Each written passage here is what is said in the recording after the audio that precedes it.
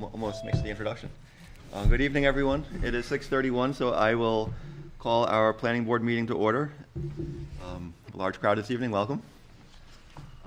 I'll begin with a roll call. John, myself, present. Susan? Present. Phil? Present. Neil? Present. Mike? Here. Mark is not present, and Matt? Present. Alternate members, Zach is not here, Michael Bouchard. Present. Peter is sent a note earlier today, and Brad is not here. All right, so with that, so we are down one member. Michael, I'll seat you as a voting member this evening. Thank you, Mr. Chair. And on to our review of minutes from our May 2nd meeting. Which you all have copies? Okay.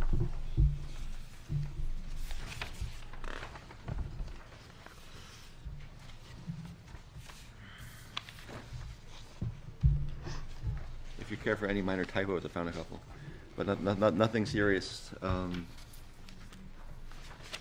For bottom of the first page, second to last paragraph, this time of the year, not on the year probably.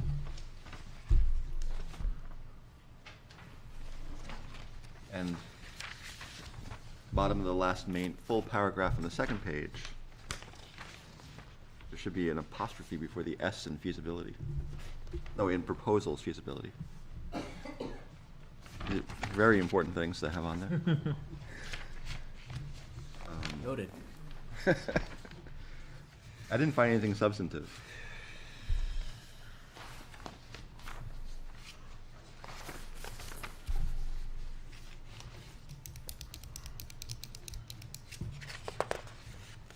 I wasn't here, so I'm not making any motions.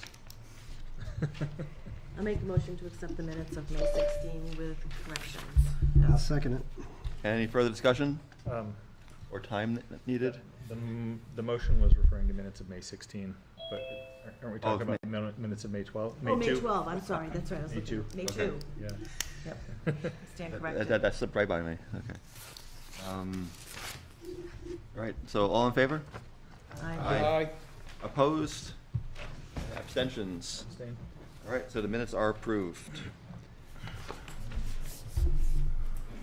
Does anyone have comments this evening unrelated to any of our business on the agenda? So, Joseph, communications received. I understand there are quite a few. Yes, thank you. There have been quite a number of communications, and some of them, as many as I could, I sent to the board in advance, but I understand a lot of it's relatively recently received. So I'll try to quickly run down the list from oldest to newest.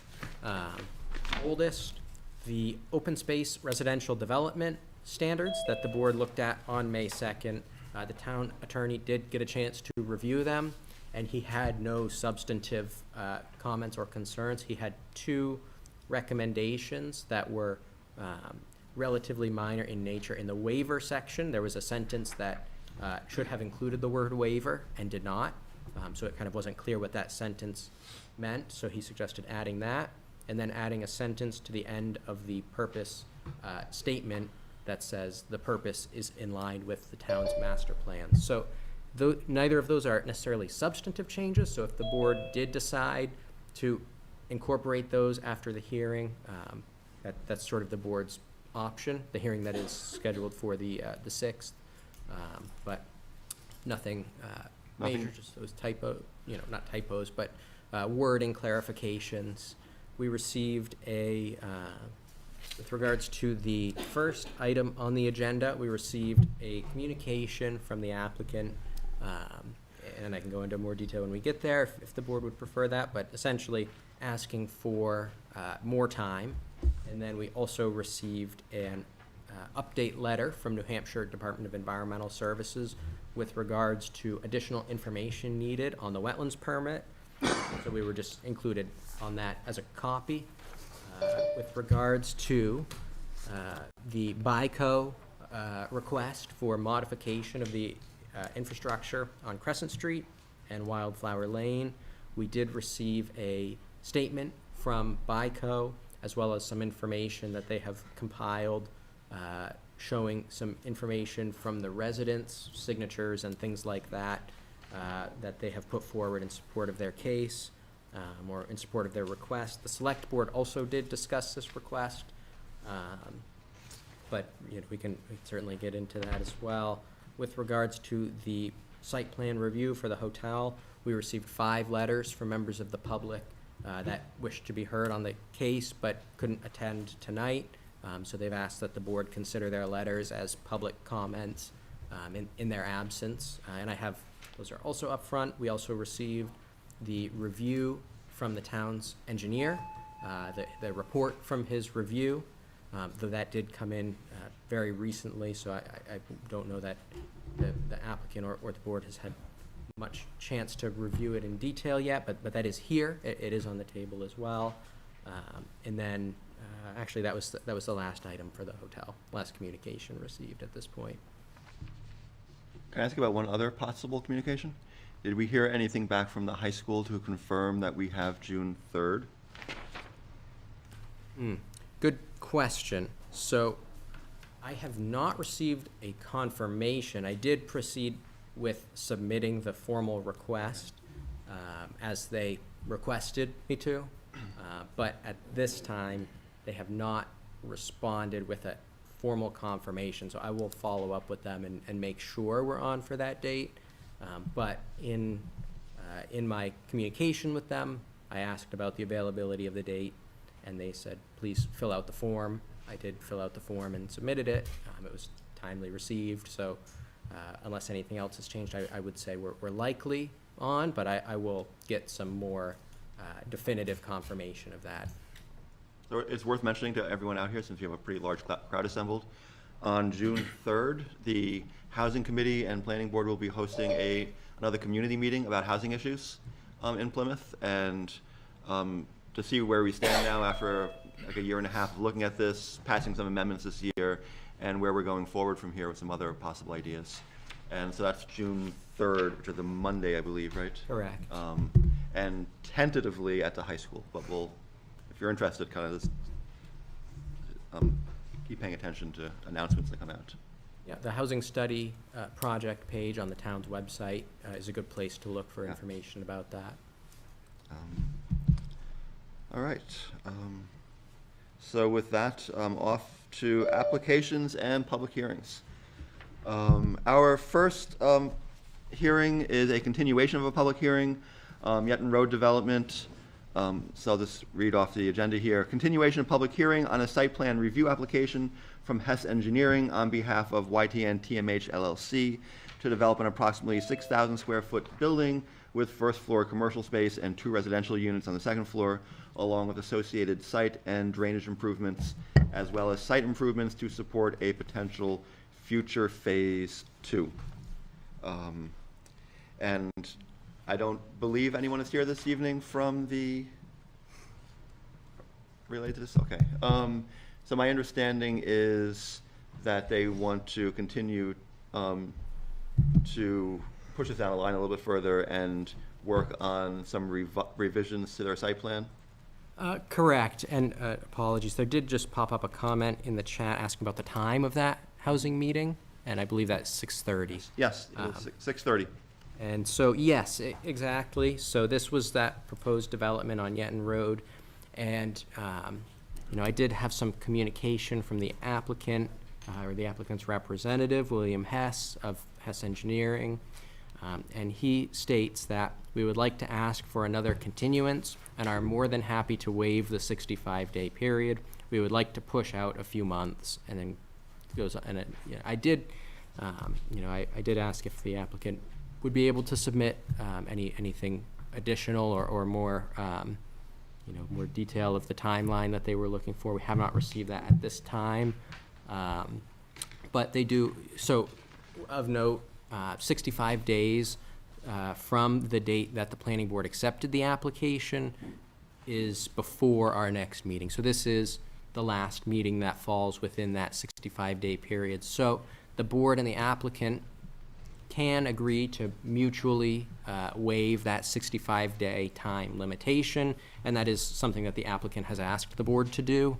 The applicants indicated that they have some changes that they would like to make to their plan. They have not elaborated what those might look like, though we did receive some information from DES suggesting that there may have been some information needed on the wetlands permit application, so perhaps it has to do with that, but I don't have really more details on that. So they ask for a few more months, and they say we're willing to waive the 65-day period. So the board can accept the request. Since the applicant's not here, it's not necessarily, I suppose that's their request. There's not as much room to discuss it with them, but the board could continue the hearing to a future date, and the board could agree to that waiver of the 65-day time period. So that 65-day time period is out of statute, though, so it does need to be addressed. And the other option, which the board could elect to do, is waive the, or elect not to waive, and then the board could choose to deny the application without prejudice for lack of information, and then the applicant would be required to resubmit the application in the future. So essentially, at this point, since that 65-day timeline is about to run out, those are the two paths forward. The board could accept that request or could ask for a new application in the future. I have a comment for everyone and a question. So the comment is, if we do agree to continue this hearing past the 65 days, which we can do, and we did get a revised application, and at that point, we might still have to make the decision, has enough changed here that they really should reapply and we'd have to re-accept this? Or can we simply kind of go forward with that as a revised application that looks close enough to what we already had? So I think that would still be a question we'd have to answer once we got those revisions. But nothing's stopping us from doing that and continuing it until we get those. My question was, are they requesting a few months to get us a revised application, or are they requesting, that it might be a few months before this is finally passed? So I did ask that they either attend or provide a more detailed letter, but I haven't received that at this time. So at this point, all I have is that request to waive the 65-day period and push a few months. So I would say that, they've asked the board for a few more months beyond the 65 days, which, you could say as 3 months. Yeah. Another 65 days. The original 65-day period ends on Saturday, May 25th, by my quick count. So the board could decide to proceed that way and grant the request for another, say, 65 days, or something within that. I would say the board probably shouldn't go beyond that, because then the applicant and the board have to mutually agree on the extension. But So, up to the Can I board. ask a question? yeah, so question, so, yeah, go ahead. So my first inclination was to extend this request, but anticipating the plan is going to be updated, I think that everyone who received notice of this originally should probably receive notice of a new plan if we're going to get a new plan. My initial reaction was to extend this, but I think that we don't have a date to extend it to definitively, so we could continue the hearings monthly, which is one option, but I think that's not fair to the abutters who've been noticed if they had a concern about this. So what I'm actually thinking now is that we deny the application based on lack of information, and perhaps even my logistical question is, can we refund the application fee less abutter notices, or hold those until they submit a new application? Yeah, with regards to that, That's more of a logistical question for Yeah. you in the planning department. I know that some of the money has been spent to notify abutters, and they would have to submit those funds again. However, if we were to deny this and encourage them to apply again when they have a new plan, and renotice abutters, would we honor the application fee that they've submitted? So the only entity with the authority to authorize a refund would be the select board. So they could ask the select board to grant a refund. We don't have the ability to administratively do that, but the select board has the right to, if the applicant were to write to the select board or appear before them and make such a request. One moment, Mike. A couple of comments in response to that. One is, I mean, part of that fee also goes to cover the administrative costs Sure. in town hall, Yeah. some of which has been used. It would be probably a lighter load the second time, but I mean, it would be having to redo some of the reports and stuff. So it's I don't know where I'd fall on that, but it's not really up to me anyway, it's up to the select board. And my other comment was about your comment about like not having a firm date, and for the abutters, it does become increasingly distant in their minds, and then things are changing, and it's true that they might kind of be less directly interested by the time it actually happens. So I understand that concern. Mike? Question first, I had to zoom out at the beginning of that application. Were there a lot of abutters that were voicing concerns? There might have been one or two, I think. I Nothing don't- particularly serious. I don't think we received comments, but I think there were a few abutters in the audience. Nelsons. Just pardon? The Nelsons were here. I was gonna say, speaking in person. I seem to remember there was at least one couple that were abutters that were here. Thank you, Matt. I'm glad you remembered that. And they're on the other, no, they would be pretty close, on the other side of Yetton Road? I can't, Yeah, so they're on Tendermont Highway past the strip mall, if you will, there. The house sitting right after that, and they have bought the back end of it. so we don't know whether they're gonna come up with a wholly different new plan, a new use. We just know that there's gonna be some changes to it, which we see on a regular basis from an application coming forward initially to where it eventually gets approved. I would have no problem continuing it and granting their, granting an extra 65 days initially. Don't put a time limit on it. No, because it's not starting the 65-day clock over again. It's just, we're just agreeing to Right. extend it. To extend it beyond the 65 days. I have no problem with that. It's completely in line with what the planning board has always done with almost every application that we've seen. I mostly agree with that. I would just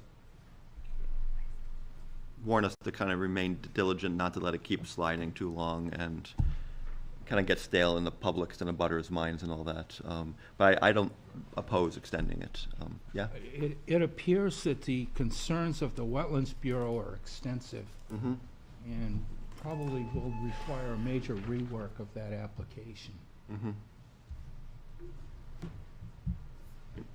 I'd kind of be interested in seeing what they repropose, and if it is significantly different from what we first received, maybe asking for a reapplication at that point, and a reacceptance on our part, and if not, maybe just going forward with it, or if it gets dragged out too long, maybe saying, no, we're just gonna end this and you need to reapply. But at least for another meeting or two, I could see making this go forward. Can I make a motion? I'll make a motion that we continue this, that we grant the extension to Should the we 60. open a public hearing first? Just in case. Yeah, we can. It's your call, Mr. Yeah. Chair. It was a question, but it was more of a, Sorry. I was going to just move ahead and grant the extension, but. let's just make it official, open a public hearing. Okay. All right, it is 6:50, and I will open the public hearing. I'm assuming you're not all here to talk about this particular application, but would anyone like to speak to this application? Okay. Anyone online? We do have several folks online. Nobody has unmuted themselves, but we do have probably 8 people on Zoom. Okay. So, Let's move on. you were saying, Phil? All right, I'm going to move us forward and make a motion that Wait. we, Oh, Oh. I'm sorry. yeah. Okay, you said that If you'd like to speak out, you can please come up to the mic and identify yourself. Okay, sure. My name is Kirsta Lamb. I'm actually, I live in Campton. I'm here for as a note taker for the Laconia Daily Sun, but I'm speaking as a private citizen here. What are can you elaborate on the concerns that the Department of Environmental Services raised? So this report just came in today, and I actually haven't had a chance to read it yet. It's a matter of the public record. There's It is, there's a yeah. letter here if you'd like to take one. It was the dredge and fill. Yeah, it's the one with the DES logo on top. Should be towards was the, deleted. should be towards the left like this. side of the, It's on the back side. yeah, should be towards the left over there You're more somewhere. than welcome to have this one. It's a lot of paperwork. There you go. Thank you, Phil. Sure. Do you need another one? And, sorry. So has this been reviewed by the board? This has not been reviewed. We just got this today, and we have not been able to read it yet.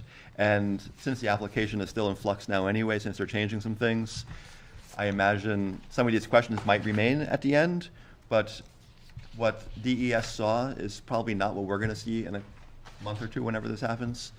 So there's probably some discrepancy there anyway that has to be worked out. So it's kind of hard to make any firm conclusions at this point about how these relate to one another. If anyone's coming in, and there are a couple of seats left in the front.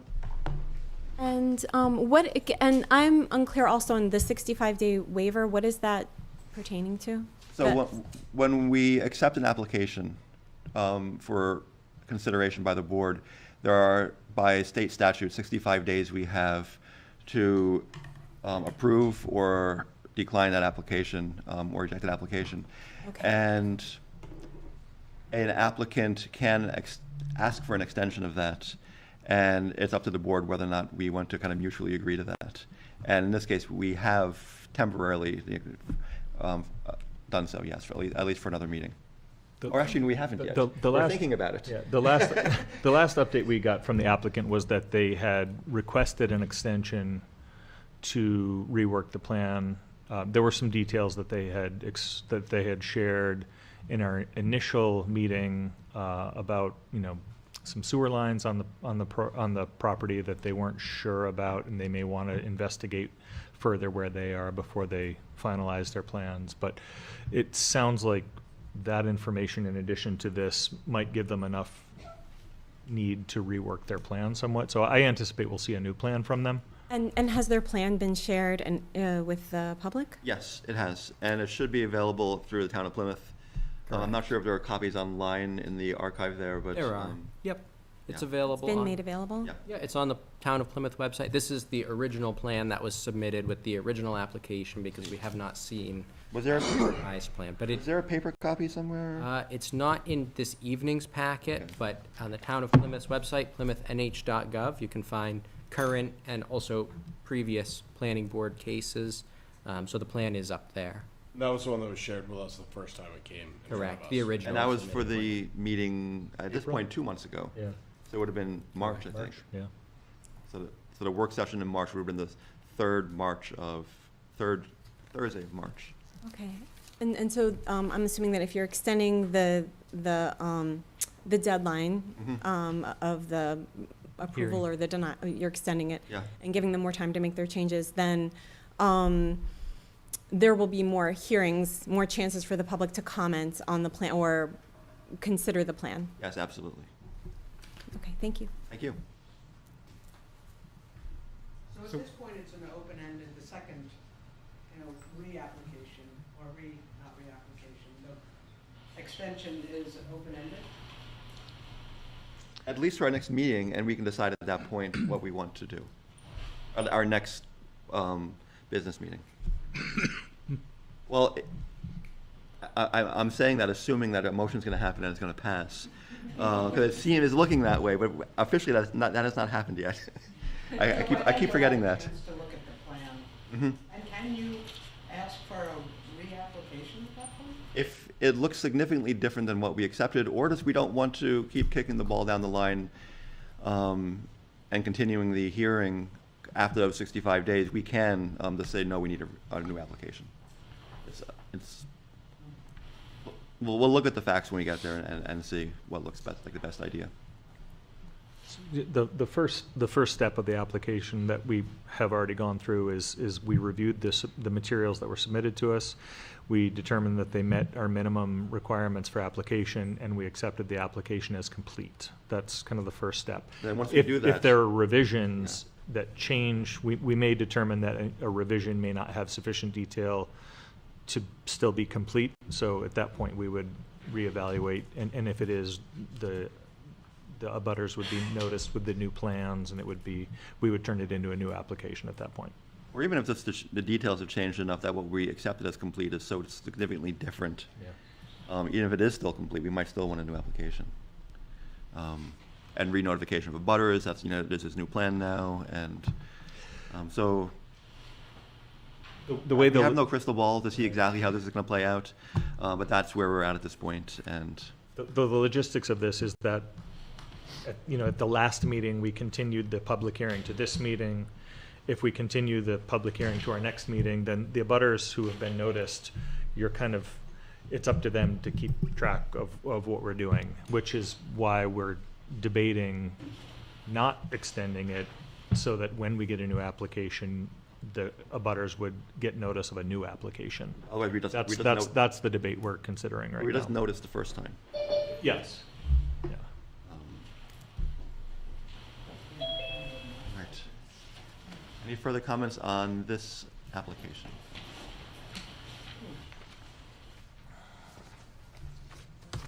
Ready, Phil? Did I interrupt you, Phil? Oh, did we close the public hearing? Well, we're going to Oh, continue. anyway, okay, so- all right. No, all right, if we're ready for a motion, I will, I will move that we extend, Continue. that we continue the public hearing to our June, not 6th, it's 20th? June 20th meeting.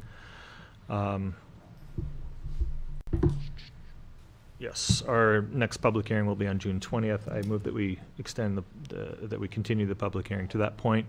And grant the extension, the And 65 and grant the extension of the 65-day at the request of the applicant. Second. Okay, any further discussion? All in favor? Aye. Aye. Opposed? Abstentions? Okay, the continuance has been approved. All right, so on to our next business. We have another continuation of a hearing on a request for approval to modify previously approved subdivision infrastructure, Mountain View Farms. Continuation of a public hearing on a request from BICO LLC for approval in accordance with Plymouth subdivision regulations to modify the previously approved infrastructure in the Mountain View Farm subdivision by removing or not constructing sidewalk and curbing initially included in that development. The original approval included sidewalks along one side of Crescent Street and Wildflower Lane within the development. So, just for everyone's information, so this is a previously approved application from quite some time ago for a subdivision, and the applicant is coming back to us to ask us if we'd be willing to modify that previously approved subdivision to remove the sidewalks, and we can talk about some of the backstory there if we want to get into that. For now, I think I'll just leave it at that. So, it's a full room. Is the applicant intended, oh, you're right there, okay. Look everywhere but the front. If you'd like to give us any updates, I know we received some correspondence as well. Yep. My name is Dale Blackie, representing BICO. This is a request to remove the sidewalks and curbing that were in the original plan. And unless you want me to, I won't get into what we talked about last month. But we have some new information that we thought might be helpful in your decision-making. One of the things we have is we went to the residents on Crescent Street, and there is a total of 31 residents on Crescent Street, and it's completely full. and owners' residents. And out of that 31, 24 of the residents and owners either signed the petition, which I think you have copies of, either that or sent a email in support of the sidewalks and curbing being removed. So it's certainly over a 2/3 majority that are in agreement and feel as though the sidewalks should be removed and the curbing. So that was the first piece to it. The other thing we did was we set up a game camera that was directed at the sidewalk and the road in what we feel is the busiest location along the road, which is the community mailbox. We let that game camera run for 7 days, and the end result was that there was 128 walkers in that 7 days that passed in front of the camera. Out of that 128, 116 of them walked on the road, and 12 of them walked on the sidewalk. So, the sidewalk's there, but they're just not using it. Whether they're just not using it, whether they're walking their dog, walking to the mailbox, whatever the case may be. But as I say, out of 128 people that passed in front of the camera, 116 of them walked the road. So in our opinion, that overwhelmingly suggests that they'd rather walk on the road than on the sidewalk. It seems so. Another point was that we wanted to bring to your attention. At the end of every driveway on Crescent Street, there's a post lamp. And that post lamp goes on at sunset, goes off at sunrise. So anytime that it gets dark, I guess even in the day, if it gets cloudy enough, all those lights come on. So there's certainly plenty of lighting on Crescent Street if somebody was out there walking at night. The minimum sight distance, we measured that and checked that out. The minimum sight distance down Crescent Street, because it's so flat and straight, there's only one curve in the road, and that curve comes after all of the houses. I don't know if you're familiar with the road, but we came up with a minimum of approximately 240 feet of straight line view down Crescent Street. So there's not an issue about people pulling out of driveways and not seeing somebody in the road or whatever the case may be. The road is 25 feet wide. It's not a skinny road. There's plenty of room for pedestrian and cars. You really never see two cars on that road passing in opposite directions. There's usually only ever one that there is, and most of the traffic on the road is people that live on the road. But the road is 25 feet, more than sufficient enough to get vehicles going and having room for pedestrians. And the last thing I just wanted to remind everybody, that the application is to remove the sidewalk and the curb. The original plan had the sidewalk on one side of the street and the curb just on that one side of the street, nothing on the other side. And if we take the sidewalk out, there's no sense in the curb, because what the curb was doing was holding back the loam and the seed on the raised sidewalk. So, and I believe that's what the application says, is sidewalk and curbing. But that's new information that we have to share on the topic.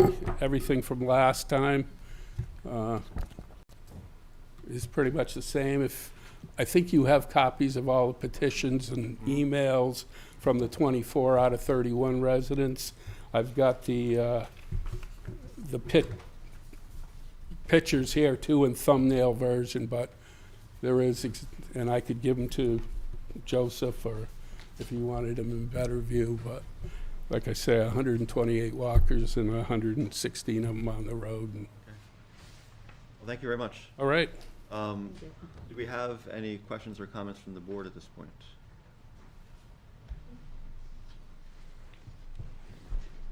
Anything new from Joe?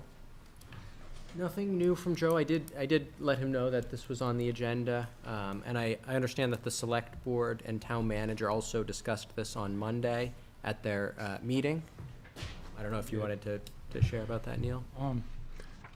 Well, the approved plan, which includes the sidewalks, doesn't meet ADA specifications in the sidewalks. So it would be very difficult for the town to maintain sidewalks that don't meet those specs. And another concern is that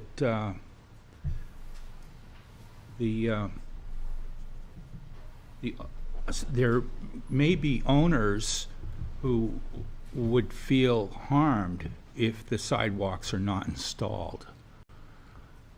So we'd like to hear from all the owners that have purchased property under this approved plan.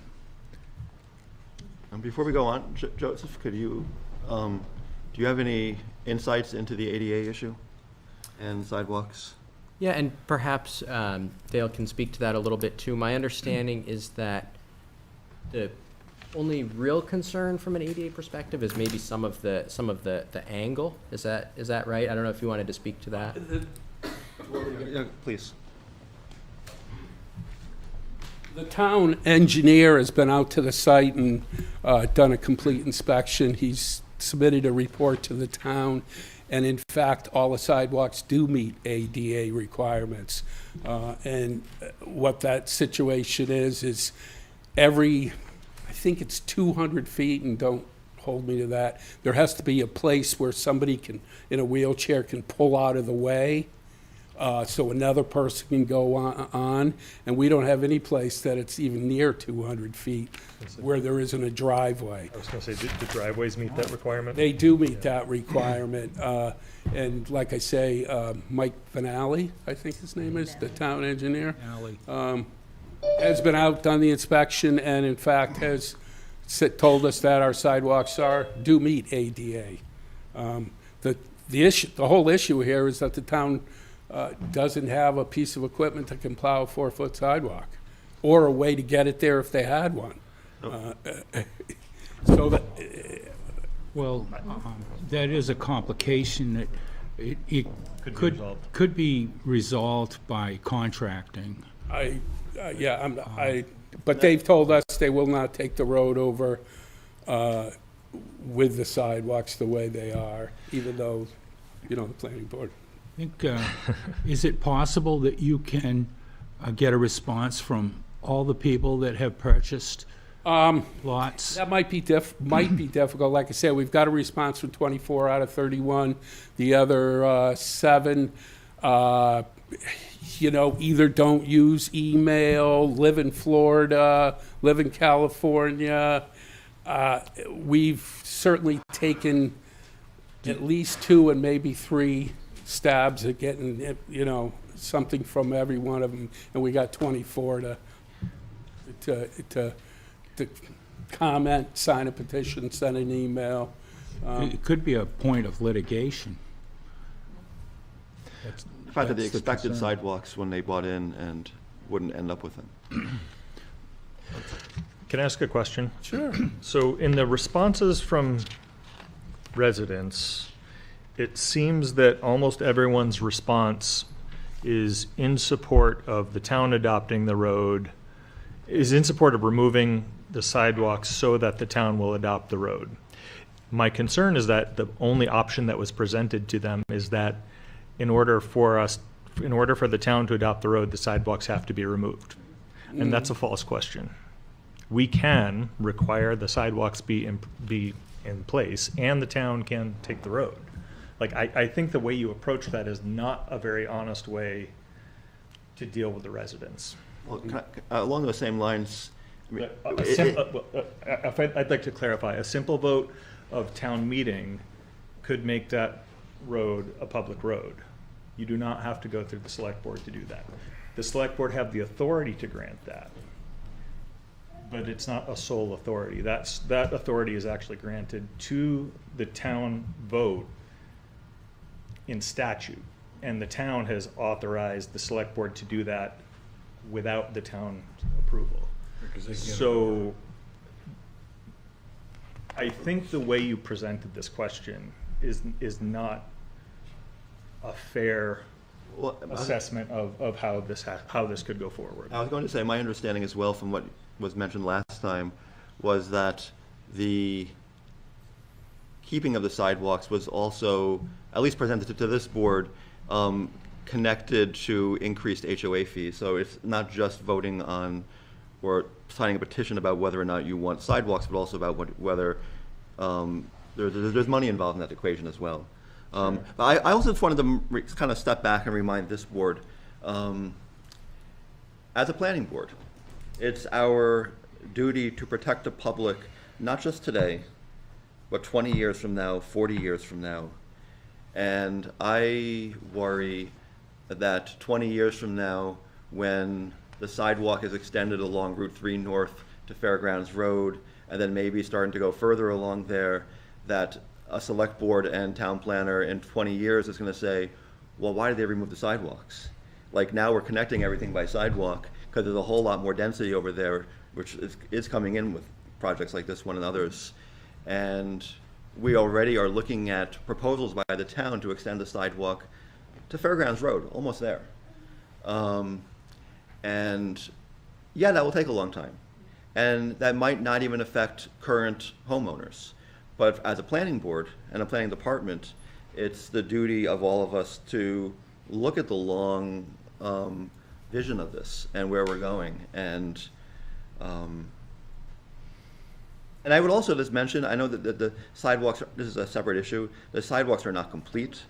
And the fact that people, I mean, we mentioned this last time, the fact that people aren't using them fully might mean they never will in the next 10 years. However, I'm not sure I would use an incomplete sidewalk either, as opposed to a fully rolled out, completed sidewalk. And Portions of- especially with, well, one last comment, looking forward, like real estate trends, having one piece of sidewalk is not necessarily going to hugely affect this, but like walkability numbers are increasingly becoming a metric that people look at in buying into a community. And that is, at least in the long term, as things do get more connected, increasing that sort of metric, which people are increasingly looking at.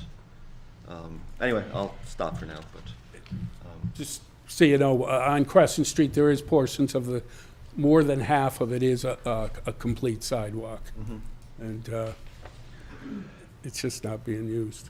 But, well, I guess to your comment about the roads and so forth, that's what we were told, that the town would not take the road over with those sidewalks. So the selectmen wouldn't authorize it, but that doesn't mean the town won't take it over. I guess I can't speak to that. I think the selectmen need to be reminded of that, honestly. Well, I don't know if I want to be the one to do that. So I know, you're not the one to do that, I know. I'm not the one to do that. another idea I think that the select board mentioned at their meeting on Monday was the possibility of getting more information and then asking the planning board to send another designee to help, have a discussion with them at a subsequent meeting. So that's another option that I think they put on the table, if I understand that correctly. If I can, I mean, one comment. That was our conclusion. That makes sense. And it is not our role on this board is to remind everyone to decide, and we can't decide, whether or not these roads are going to be accepted and what the terms are going to be. It's a question of looking at the plan that was accepted, trying to understand why the sidewalks are there in the first place. It's also an OSRD. I know the sidewalks don't quite go to the green space, although technically they probably should have. And to understand like what we were doing when it was first accepted and what our duty is to that plan going forward. Again, not just now and 10 years from now, but 20, 40, 50 years from now. My only question is, so if, 91% of the 31 residents use those walks, walk on the road in 7 days.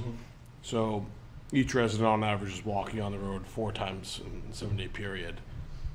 So that's 31 residents. So what if it's 93 residents, and then in that time span of 7 days, there's 350 people 350, times someone walks on the road in 7 days. Where are the mailboxes? Where are the mailboxes? You referred to the. They're right near, are you familiar with the road? Yeah. You know where the white farmhouse is? I do. Right near the white farmhouse, and we attached the camera to the post on the front porch of the And farmhouse. does the sidewalk go all the way to the white farmhouse? It does. currently? It goes up past it to the last house. And those are built already, though? Yes, sir. Okay, all right, thank you. Yes, There sir. is attached to the memo dated May 10th. There is, I know it's a little bit tough to see, but there is it's not, I knew I it's saw a not, plan. there are a couple of photos that show where the sidewalks are completed and where they are not at this point. And I think one of the attachments submitted by BICO last time also had sort of a highlight on that, if I'm not mistaken. I don't have that in front of me, but As a reminder, everyone out there, we will be opening a public hearing in a few minutes, and listening to everyone else's voices. We just want to discuss a little bit amongst ourselves here first. There's 31 residents now. What's the maximum capacity for residents? On Crescent To Street, develop- that's it. If the That's it. That is the Well, maximum. plus the new street, which is also connect to it. Wildflower Lane. Yes. Yes. And there would be 26 residents on Wildflower Lane. Yes. Which is a dead-end road. So it's Off of- already over half of its max capacity development for that entire area. Yes, sir. Yep, and Wildflower is a dead end off of Crescent. I would also just think it's a 55-plus community, and some of them might be getting further and further beyond 55, and that's the public safety issue. I mean, for any age, really, but like, especially considering that I personally also think the sidewalks are a good idea. Not to tell someone to walk in the road. I'll say that I live in a neighborhood without sidewalks, and people walk all the time. And, Well, and you know, people walk in the roadway, it's pretty common, and I think that when you're in a residential neighborhood and you're driving, your awareness is that people may be walking, and you give them a little bit of berth and slow down a little bit. So like, on one hand, I respect John's perspective on thinking of sidewalks for the future, but at the same time, I think these are all fairly low-density areas where people kind of expect people to be walking. There are a good number of people that walk even on Fairgrounds Road, and that's a much higher traffic Mike? thoroughfare.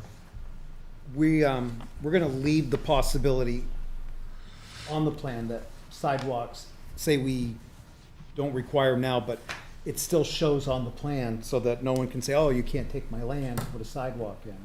There's still the possibility if the town did bring a sidewalk to Fairgrounds Road, the town could build it later if we decide. I would say so, yeah. It's I not mean, changing on the plan, no. it still will show a potential sidewalk. Yeah. If the town takes the road over, they have a 40-foot, so 8 feet off the edge of the pavement, the town has control of anyways. That's where the whole So maintaining. the lots the don't side- change, the homeowners. Right, no, the lots don't The, change. the one issue to consider there is that if that becomes our plan, we'd be putting sidewalk construction on the taxpayer bill rather than. Exactly. Yeah. Then we decide whether we really want it or not, I guess, if it gets to that point, fortunately. Are we ready to open a public hearing? I think we should. Okay, so, John, just one more note, there's a Yep. cell phone sitting on this chair Oh. here, I don't know whose it is, did but. anyone lose a cell phone? Oh, okay. All right. Thank you. So it is currently 7:21. I will open the public hearing. If members of the public would like to come in and speak or ask a question, please come up to the microphone and do so. And please identify yourself as well. Okay, my name is Gisela Estes. I've lived in Plymouth since 1971, and I'm a walker. And I strongly recommend that you do the sidewalks. Maybe they won't be used right away, but more and more people in this country are walking. And there might, in the future, or even not in the far future, there might be children, there will be children. And I think it's just a matter of safety to have a sidewalk. And sometimes we wait until there's an accident or a fatality, and then we put it in, and I don't think we should wait that long. So I strongly urge that you put in a sidewalk. Thank you. Thank you. Thank you.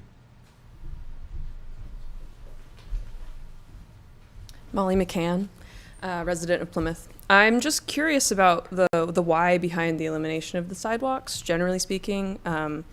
The reason that I heard you discussing was the potential adoption of the road by the town. Currently, it's, I assume, a private road, which is probably a cost to the residents of the road.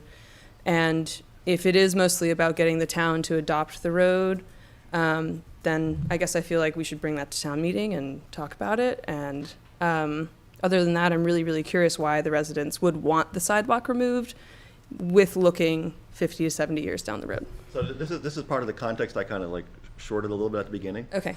So the current plan has 4-foot sidewalks. The new plow in town is 5 feet. Yeah. And the town, it seems, is recommending 5-foot sidewalks for the road to be taken by the town. And the town is concerned, A, with getting the equipment out there, since we don't have continuous sidewalks yet going over there, and we may or may not.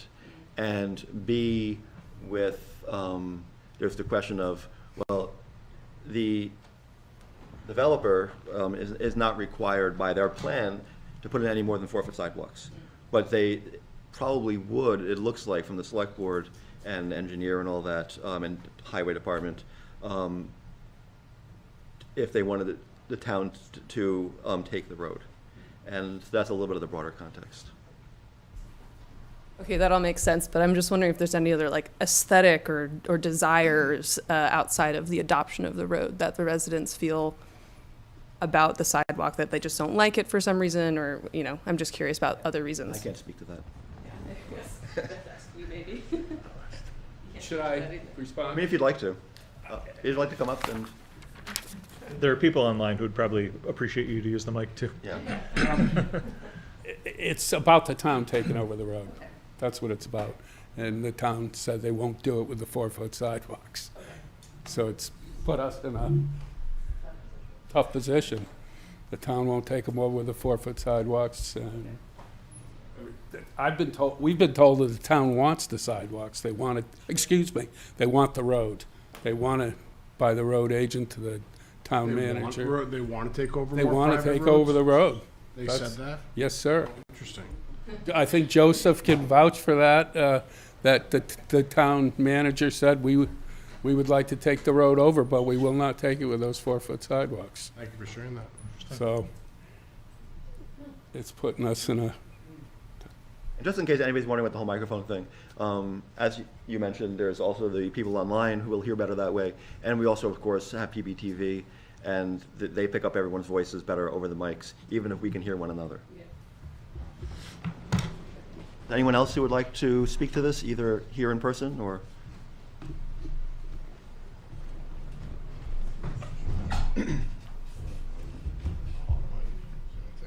Chris Woods, is there a town standard for sidewalk width?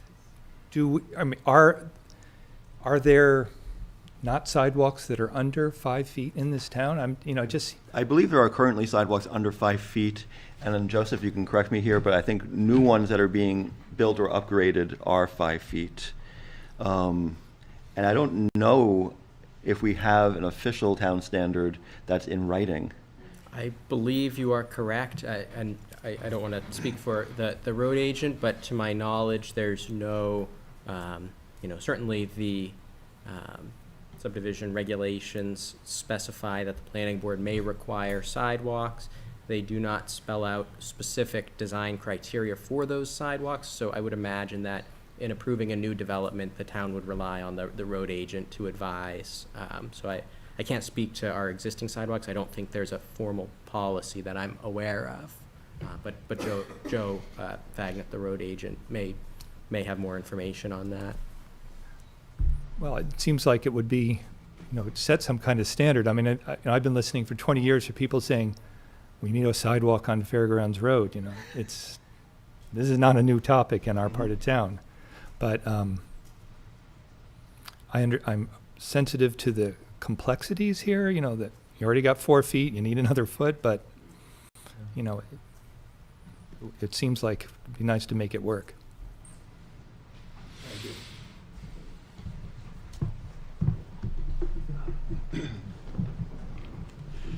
Frank Miller, and I'm in the presence of doing a street inventory of downtown, which includes inventory and existing sidewalk infrastructure. There are 2 types of sidewalks. One's raised with a curb, and the other is painted at street level. So if we remove the raised sidewalk, and right now, so that the town, we can get this moved forward, the town then decides they wanted to put a sidewalk in, all they have to do is paint one. And just like various parts of the town, we go from raised sidewalk to painted. And that would accommodate both issues. And if they want to make it another width of the road to get that 5 feet, that's a lot easier than constructing a raised sidewalk with curbing. But that's what we have right now in the town. Thank you. Thank you.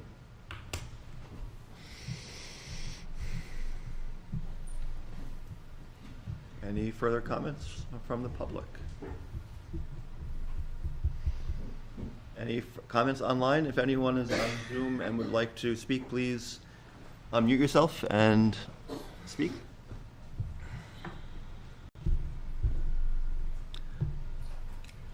All right. The public hearing open just for a little bit longer, just in case. You never know.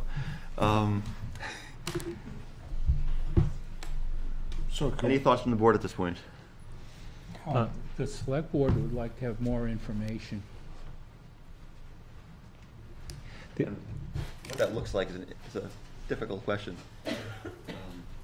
So if we take up that sidewalk, if that sidewalk is taken up, we can get some field marking paint and paint 2 lines 5 feet wide, and there we go. We have some sidewalks that aren't going to get us sued. No, that's not as simple as it is. Right. We're doing another hard surface. We're back in there building the infrastructure of sidewalks that, yes, they might be painted, but we still have to, it will be on the onus of the town to still put that in there. Maybe it's the onus of the 24 residents later, if we want a sidewalk in there, that it's the onus of the 24 residents to pay for that sidewalk then, if one needs to come back in there. Would they be more comfortable if that was the proposition? The other, if I can address one thing, that, it is an over 55 community, but that does not preclude presence of children. So the New Hampshire RSA that enables over 55 communities simply requires that one member of the household be over 55. So it's not, even though it's, you may have covenants that are they legal? Under 18. Are they legal? More than one night? Really? Okay. All right. People under 18 can come for A visit. a couple of nights, In a couple Yeah. nights. but they can't live there. Okay. Interesting. Except for the 2 that are on the road. Are you going to remove, are you planning, if we agree to not require the sidewalks, are you going to remove the existing sidewalk? And I believe I have to. I believe I have to, because our understanding is the town, the selectmen are willing to accept it if you do. if we take the sidewalks out, they will accept the road. They're saying with the sidewalks, they will not. So to answer your question, I guess we would be forced to. Yes, because the ones that are done are 4 feet wide, which was And they're raised how much from the road? 8 inches, And so you remove it, it goes back to dirt. just like the other side of the road. Well, it goes back to grass. But You know- yes, just like the other side of the road is. I almost think that there needs to be a legal, an authorization that, I think because you're taking an improvement that was in the subdivision plan and people bought property there with the assumption that there might be sidewalks. I think the town, we might be opening ourselves up to, a claim of financial loss by a property owner. I would wonder if a release, or some kind of a legal document, from each resident signifying they're willing to have sidewalks and curbing removed without claiming loss of some form would indemnify both the town and you as a developer. I'm just curious about that, only because you never know. I mean, somebody down the road, the third owner from now might say, hey, there were sidewalks on this plan and the developer never put them in, and they're going to sue the town and the developer for doing that. I almost wonder. Yeah, I if- can't speak to know, the I mean- legal. I mean, we have put the sidewalks in up to this point. We Right. stopped once we, But you're also proposing removing them, we'll continue at 4 feet. right? We'll do just as the plan was originally approved. Are there any places where there's positive elevation on both sides of the sidewalk? Positive elevation. It seems like usually the yard slopes down to the sidewalk and it's flat and then it drops off towards the curb a These little are bit. like raised sidewalks. They're higher than the road Yeah. and generally higher than the, So a 5-foot plow could overhang 6 inches on either side, or if there's a hill on one side, it could hang over a foot on the other side, and I would think so.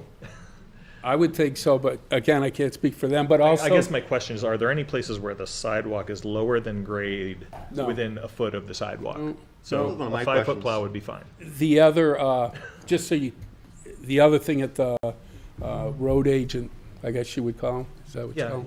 yeah. Said Highway manager, road agent. is, even if I can use my 5-foot plow, I got no way to get it here. So, but that's not your issue. Nor is it even necessarily a planning board's issue. No. I was just going to say about the plowing. I mean, this is one of the questions I was pondering in my own mind as well. There are lots of sidewalks currently that are not 5 feet, and presumably they're being cared for at less than 5 feet. I also understand the town saying anything we accept going forward has to meet our new specs, and this hasn't been accepted, and they want the new specs to be met. Yeah. The town has a regular practice of hiring contractors for snow removal. It's really not a problem. They could hire a contractor just to service that There sidewalk. are in that plenty area. of contractors out there just waiting for a chance to put a bid in. But it seems to be a problem, because they say they won't accept it with that sidewalk there, so there is a problem. Well, not And- that was the crux of the whole thing, was that the the highway superintendent has a machine that's 5 feet wide. And if we just put it out to contract bid like we do on Boulder Point Road, it could be taken care of easily. So when the original plan was approved, was it approved as a raised sidewalk? Was it specifically noted that it was going to be a raised sidewalk, or was it just going to be a sidewalk? It's shown on the plan. I It is mean, on the the plan. construction, Raised we have the sidewalk. details. Yeah, we do. We have In the packet, profile. yeah. That profile shows it with a separation from the roadway, with a curb, a separation, and then the 4-foot I forgot sidewalk. where that was now. But it is in there, yeah. Yeah. It's on it's attachment number 3 in the memo. So remember, we're dealing with a plan that a previous board approved, Right. and we can't second guess them. Well, we're being asked to, but. Right. Well, we're being requested to change. Yeah. Yes, I understand. I mean, from a planning perspective, and thinking, again, future-oriented, and not just about today, it seems like the sidewalks were a good idea in the original plan, especially in any OSRD that Yeah. requires access, which I know it's not quite there anyway, to open space, including pedestrian access. And I would also wonder about the, precedent we're setting for OSRDs in not having a sidewalk. Because it's not just a regular subdivision like any other, it is a particular type of subdivision. I agree. So the other thing I'd like to say is I have a great deal of respect for the work the town manager is doing. I think he's done a good job of managing expenses in town, and I think the road agent is a big part of that. And this would be an additional, maintaining the roadway and the sidewalk would be an additional cost that I appreciate he's watching for. I just think that we, as a board, might be opening the town and up to liability for authorizing the removal of the sidewalk without a legal release from property owners.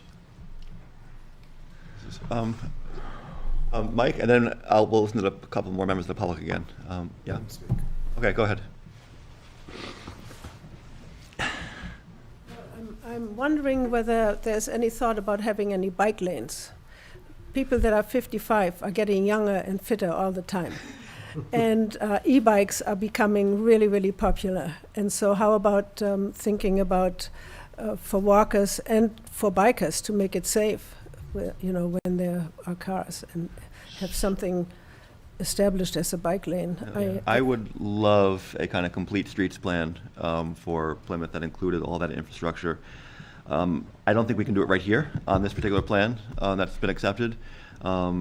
I think that's a kind of broader discussion for master planning and looking forward in Plymouth, and I think it's a really great question. I have ridden my bike in Germany everywhere, and there are bike lanes next to the walkers and the cars, and I would like to see more of that for safety reasons in this country, and also for encouraging people not to take their cars as much. So, thank you. Thank you. So, as a board, what do we do tonight to, So I have a question for Neil or Joseph. If, in a perfect world, they build the sidewalks and eventually the town gets another sidewalk plow or we contract it out, that'd be the perfect world.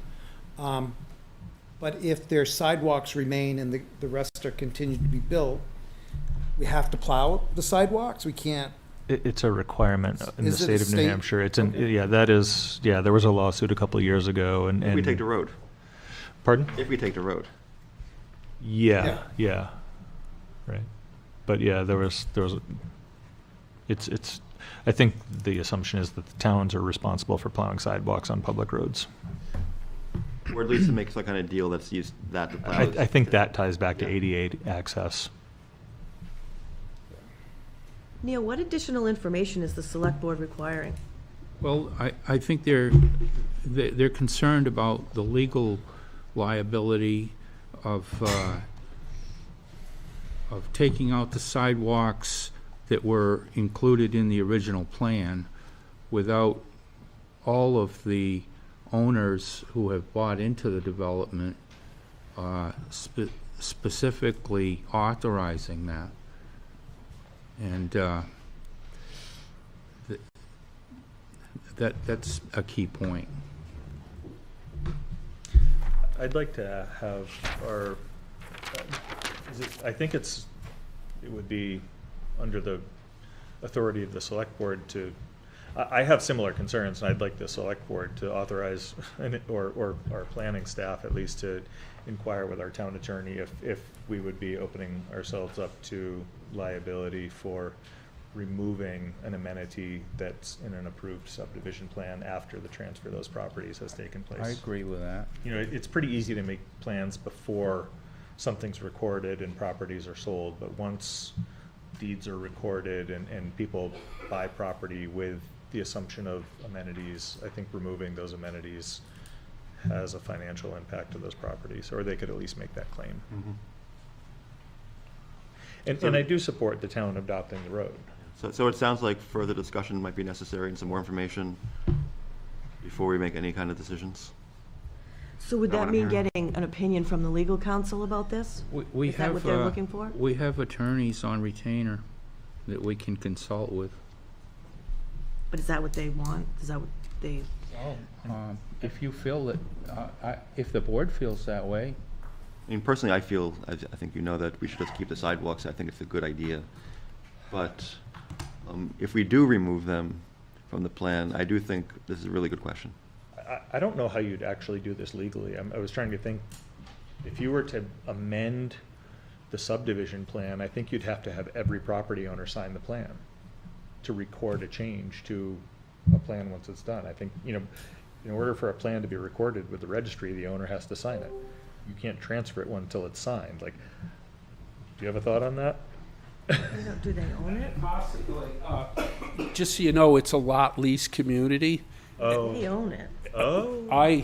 FICO So owns all the property. Okay, The interesting. people own the homes, we own the You property. could do that. So, You could we could ask for an updated plan that, and it could be recorded without those sidewalks. So if, Okay, And that might. yeah, it's a lot lease That might community. alleviate some of the ownership yeah, questions. And- If they haven't been, if the parcels haven't been sold, that might address some of that.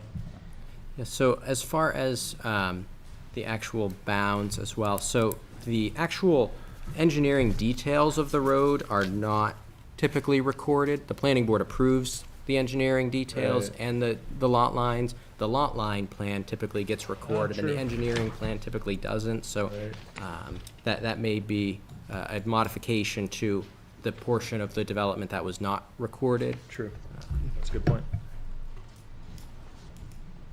These are all good legal questions for us to consider.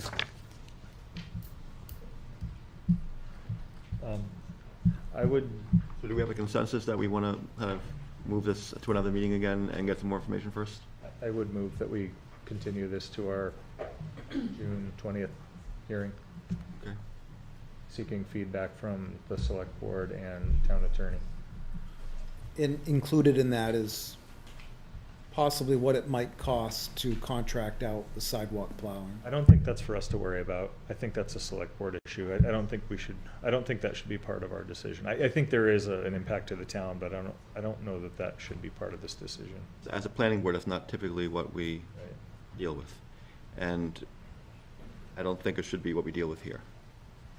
I think We maybe really don't have Neil can authority to just, deal with that. Neil already, well, we can discuss that. yeah, you can say that it was brought up at the planning board meeting, and that would be a nice, easy solution to the whole thing.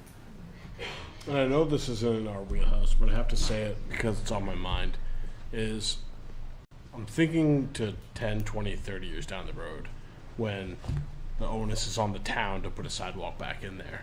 And what does that look like versus what does it look like now adding another foot? And that's completely rhetorical. I just want to bounce that off everyone. Well, it's not rhetorical, because that is part of the planning process, I think 10, 20, 30 years down the line. And does the town end up paying for it then? And the taxpayers? And do we look kind of foolish now, like not thinking long-term? As things get denser there, sidewalks have been talked about for a long time. We may very well get a sidewalk in the next 10 so years to Fairgrounds Road if things hopefully work out with our proposal. And I think that is a good planning question. So my motion stands to Okay. continue. So now, could you repeat your motion? My motion is to continue this to our June 20th meeting and seek feedback from the select board and our legal counsel on implications of changing the plan once it's been recorded. Okay, can I just ask one question? If we're going to be changing the plans, can he take out the raised sidewalk and say it will be a painted sidewalk? Is that something that he could do? He wants to remove the sidewalk as being raised, and he will provide a painted sidewalk, Are you talking about a painted sidewalk within the travel way of the road? where the sidewalk would be. Well, so. It's like Frank just described, there are Yeah. sidewalks around like that. Is that something that, I mean, typically you make the roadway wider to do that. And Which- that would require extra cost anyway, I think. I don't think that's a good plan. It would make the roadway wider, and it would, there was a question about aesthetics was asked earlier, and people buying into a certain Right. look and feel of a neighborhood, which includes the sidewalks. It would also include the prospects of a much bigger flat paved surface and less raised surface defining your property, even if that is part of the right of way. Even, remember, this is a lot lease though, so Yeah, My that's- concepts of ownership are changing around this, like my awareness of this is different now, actually. So the residents own the units but lease the land, is my Right. understanding, Right. similar to a manufactured housing. Joseph, But that still impacts, like, why you would have bought a unit in the first place, given its larger environment Yeah. and setting, yeah. so I agree with you with getting legal counseling, but I just have a quick question for you, Joseph, because it becomes more complex. If we take over the sidewalks, I mean, if the town takes over the sidewalks, don't they automatically, isn't there an automatic 10-foot setback in addition to the roadway that covers the sidewalk? So the width of the right-of-way should include, I think Dale said it was a 40-foot total, so. That doesn't change when there's sidewalks or not. Okay, The right of way is there regardless. super. Thank you. I second Phil's Okay, motion. so I was just gonna say a second. Go ahead. Any further discussion? All right, all in favor? Aye. Opposed? Abstentions? Okay, so we will continue this hearing on to our next business meeting on June 20th. The 20th. 20th, okay, thank you. At 6:30 PM. Thank you. We do want to resolve this with you, and we appreciate your continued involvement. And we hope to find a resolution that works out well for everyone. I'll be back on the 20th. All right, see you then. Thank you. All right. That's it. Okay. Stand to the microphone. So up next, on our applications, public hearings, we have a continuation of a hearing, 12 Smithbridge Road, proposed hotel development. Continuation of a public hearing on a site plan review application from La France Hospitality for a site plan review to develop an approximately 18,500 square foot, 93-room hotel, along with associated site and drainage improvements on a portion of present parcel 212041, also proposed for subdivision and owned by TNT Mountain Investments. And at this point, the subdivision, I don't believe it's been recorded yet, but it has has been approved conditionally by this board. All right. So, just in terms of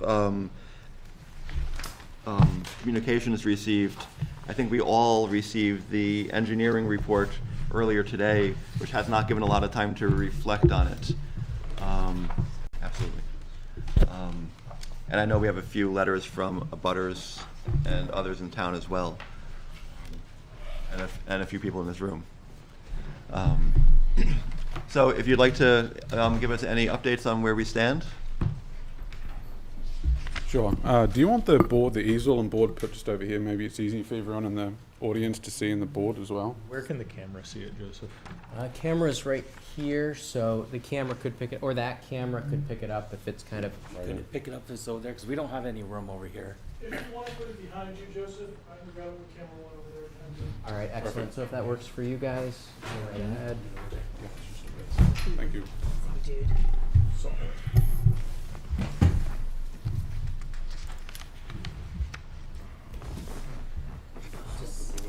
So glad we have such good staff in Penny Beach. You need room?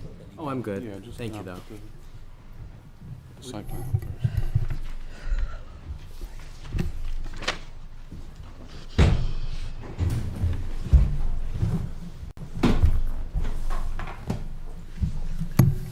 All right, I think we're good to go.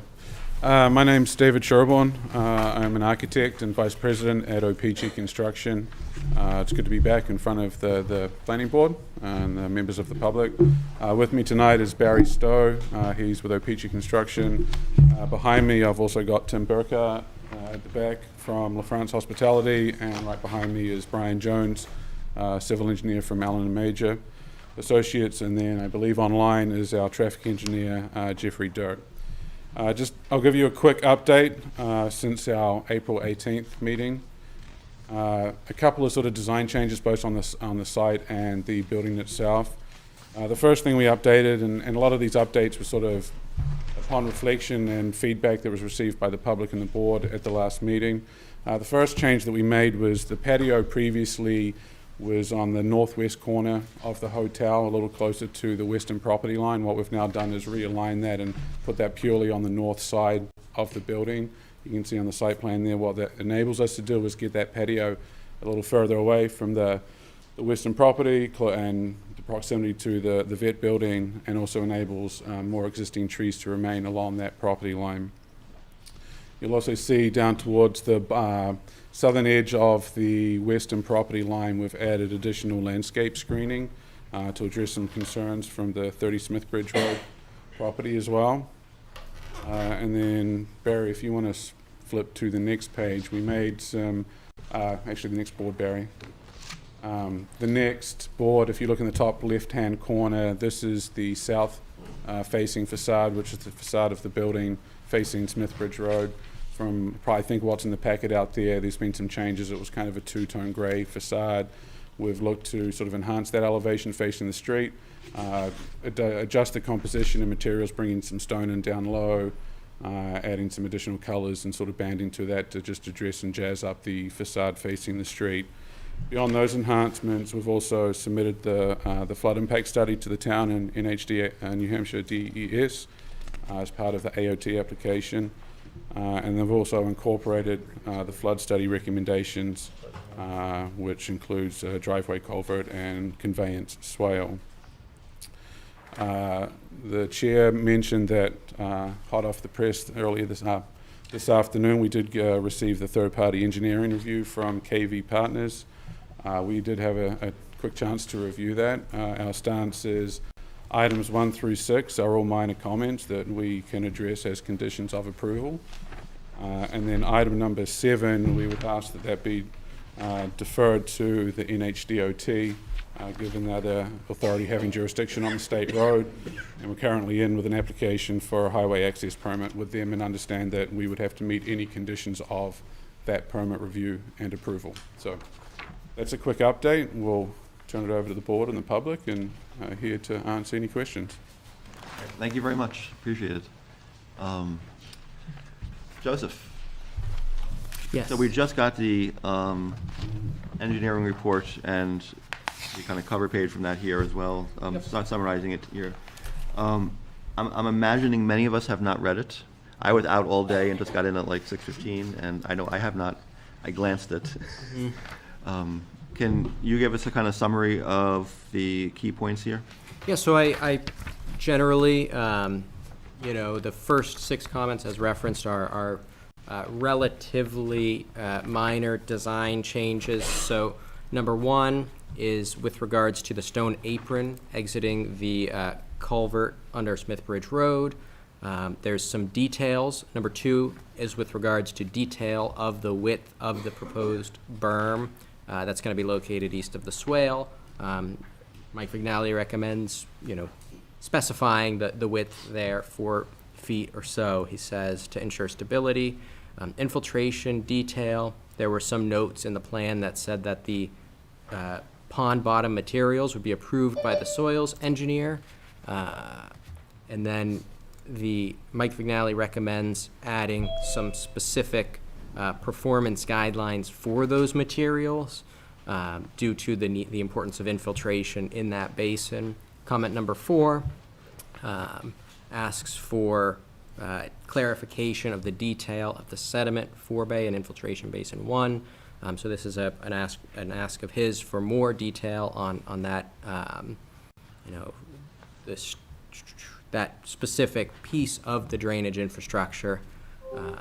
More details for proposed area drain, and the lighting plan, proposed exterior lights and lighted bollards, but no lighting on the building except at main entrance. Clarifying no lighting is proposed on building except as noted, and I think that's a relatively straightforward clarification that the board could ask for. Sometimes there are additional building mounted lights in certain types of development. I'm sure he's alluding to uplighting that you see sometimes on different projects of hotel uses and things like that. Number 7 is where he speaks to the traffic study, and Broadly speaking, well, I'll just read it, actually. Traffic study, trip generation, trip distribution, and traffic analysis appear to be in accordance with accepted practices and accurately reflect existing and proposed conditions. In addition, we offer the following observations. A, as stated in the report, there is additional traffic expected at the Tenny Mountain Highway, Smith Bridge Road intersection, both state highways, that will cause additional delays, 1 or 2 vehicles, that are not being mitigated. These additional delays will occur until the intersection is improved as planned and the intersection is currently operating poorly. B, no future year analysis of the intersection without the planned improvements was provided. The planning board may find this information useful in the event that the planned improvements are not completed within the 10-year period as expected. And then C, since the proposed project is adding impacts to an intersection that are not being mitigated, the planning board may want to consider what responsibility the developer has towards the intersection improvements, if any, understanding that the intersection and both roadways are under NHDOT jurisdiction. And then item 8 states that we reviewed the study, that being the floodplain impact study, and concur that the project will not affect floodplain levels as designed. NHDES alteration of terrain staff will confirm this as well. So that's the response that has been received from the town's engineer, as also alluded to by the applicant. So, as was stated, 1 through 6 should be fairly straightforward with some minor changes, I would assume. And 7 is the elephant in the room in some ways. And I think reading the summary, at least, seems to remain so. It says, yes, it is a problem, and we might want to, consider the responsibility of the developer. And it's not a whole lot of guidance. And I think one of our concerns was also that the current traffic study from the applicant was in the view of some people on this board a little bit narrow in what it considered and what the other possible impacts might be beyond that intersection. And even to that intersection. And including down Fairgrounds Road, which might see more traffic as well. I don't know. So, members of the board, do we have any thoughts or comments, questions? I'm just wondering why the seasonal adjustment is done at the Campton Plymouth town line on 93 between exit 26 and exit 27 to get the seasonal adjustment for peak traffic flow. Doesn't seem relevant to what's happening on exit 25. This would be on I don't have a page.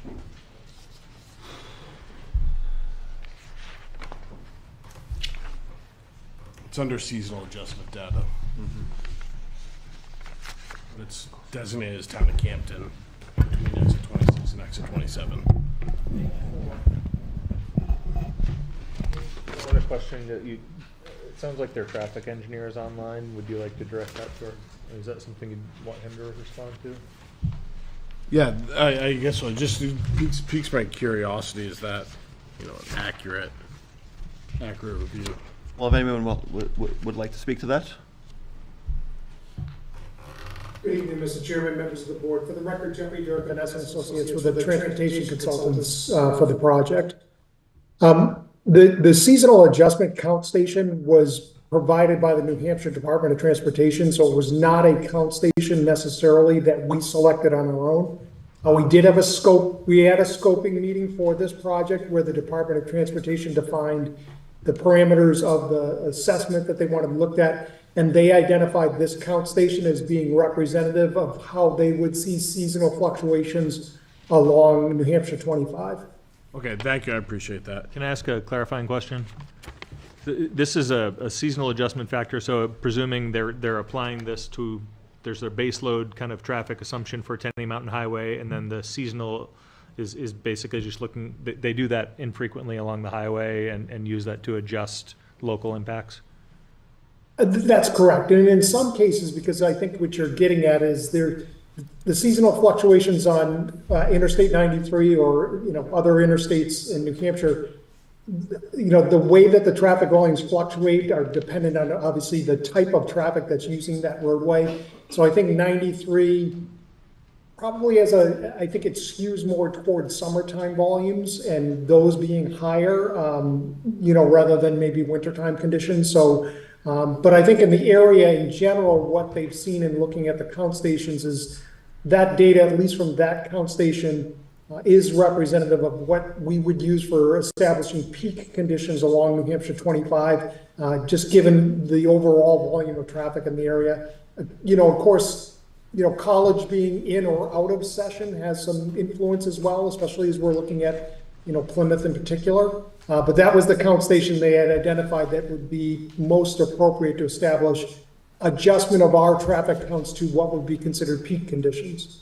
And just to clarify where our discussion was at our last meeting, it seemed that the concern for many members of the public and this board was less about Route 25 and more about the intersection and potential frustration with the intersection, also kind of backing people the other direction down Fairgrounds Road.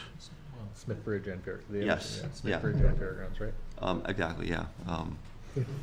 And I think, I'm sorry, Mr. Chairman. go ahead.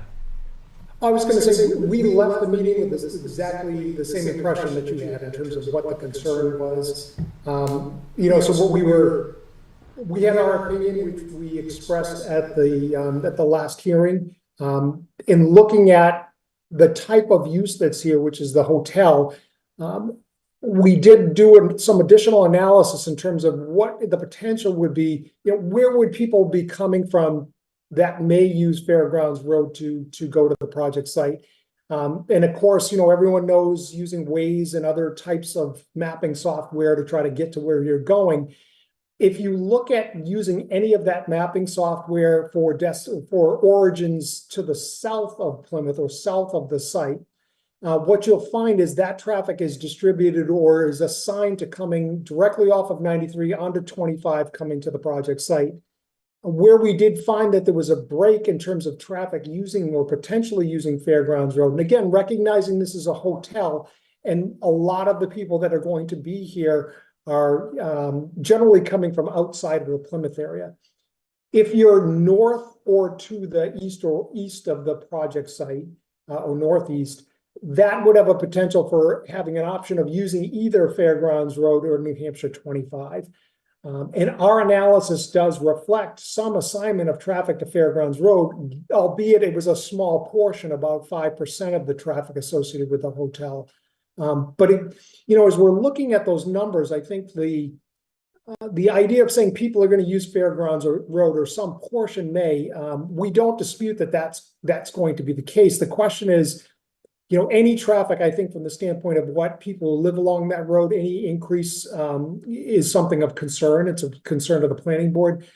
The numbers that we're talking about for this project, if you recall, is somewhere between 30 and 50 trips during the peak hour. So even if we have 10% of the traffic, let's say, that uses Fairgrounds Road, which we think would be quite high, you're talking about 3 to 5 vehicles over the course of an hour potentially using that road. And even if you double it, it's 6 to 10 over the course of an hour. So when you look at the potential in terms of the variation of traffic and the potentiality, it's not a large increase in traffic that we're talking about. And I don't dispute the fact that any increase is concerning. But as it relates to this project, it's not a large number to the extent that, even if it's 10 vehicles over the course of the hour, that it's going to be noticeable in terms of impacts along that roadway. So I think that's one of the reasons why we didn't study it, because the volumes didn't rise to a level that would meet any, industry accepted standards to require an analysis. The Department of Transportation agreed as well. And then again, I think if your peer review consultant felt strongly that there was something related to our analysis or the volume of traffic that would lead to, at least in their opinion, a concern that would require an analysis of that intersection, they would have raised that as a part of their review. So I apologize, I went on too long, and I'll turn it back to you, Mr. Chairman.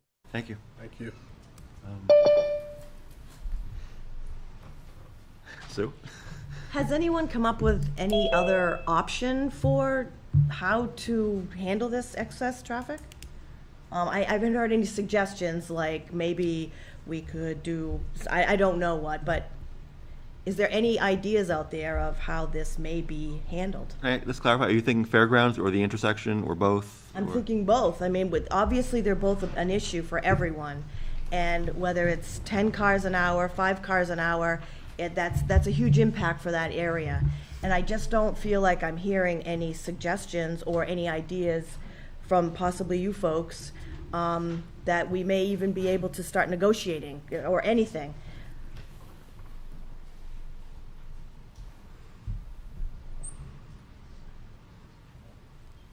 I mean, I think the reality is that we're deferring to DOT and waiting for their feedback and recommendations on what to do there. It's a state road. It's not our purview to tell the state what to do.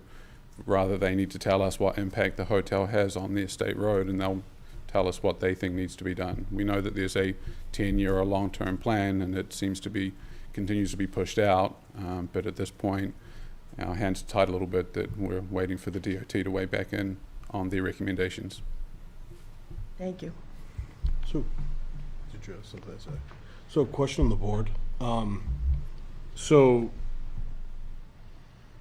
when DOT says, yes, this intersection is of concern, we need to study it further, is that from, do you folks know if that's from a percentage increase? Like, we're not adding this much more percentage on this project? Or is it an actual number increase? And just, I think down the road, like what, if this adds, we'll say 7% to the queue, right? And then a pad goes in and adds 7% to the queue, and another pad goes in down the road, adds 7% to the queue.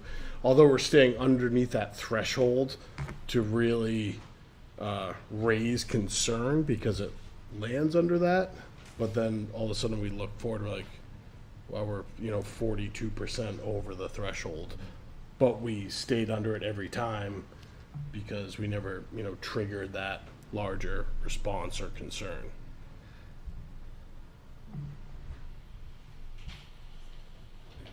No, it's a good question.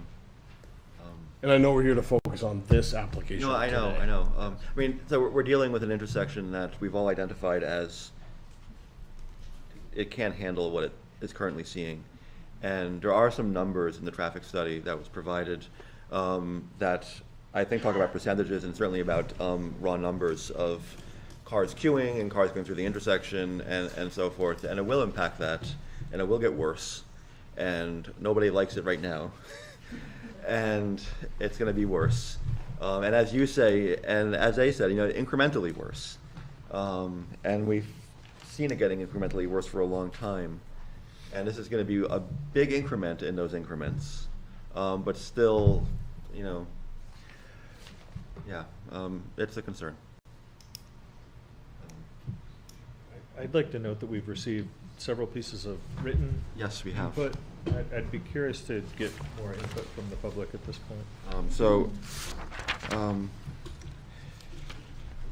Yes, so we have several letters from abutters and others, concerned residents in town, interested parties about this project. And of course, we have lots of individuals assembled here this evening. And do we all feel it's a good time to open a public hearing? All right, so. I appreciate the update from the applicants so far, but I think it's important to get public input too. So it's currently 8:09, and I will open the public hearing. So, same as before, if you'd like to speak or ask a question, please come up to the microphone, identify yourself, and speak. And I appreciate you all making the time to come out here and express your voices. My name is Fred Kelsey, and thank you for the opportunity to speak to the board about this particular project. Kathy and I have lived on Chase Island Road for 43 years. Doesn't make us a native, but we're kind of getting close. And all we've spoken with about this project are not opposed to economic development in Plymouth, nor are they opposed to the idea of another hotel in Plymouth. They voiced two concerns. One was, changing the rural character of Plymouth, which we can all agree to. But the one issue was public safety related to this intersection we're talking about right now. The traffic report, compiled by Vanessa, really was very detailed and complete, and I compliment them on the job that they did. The data was collected on March 23rd to 26th of 2023, mud season.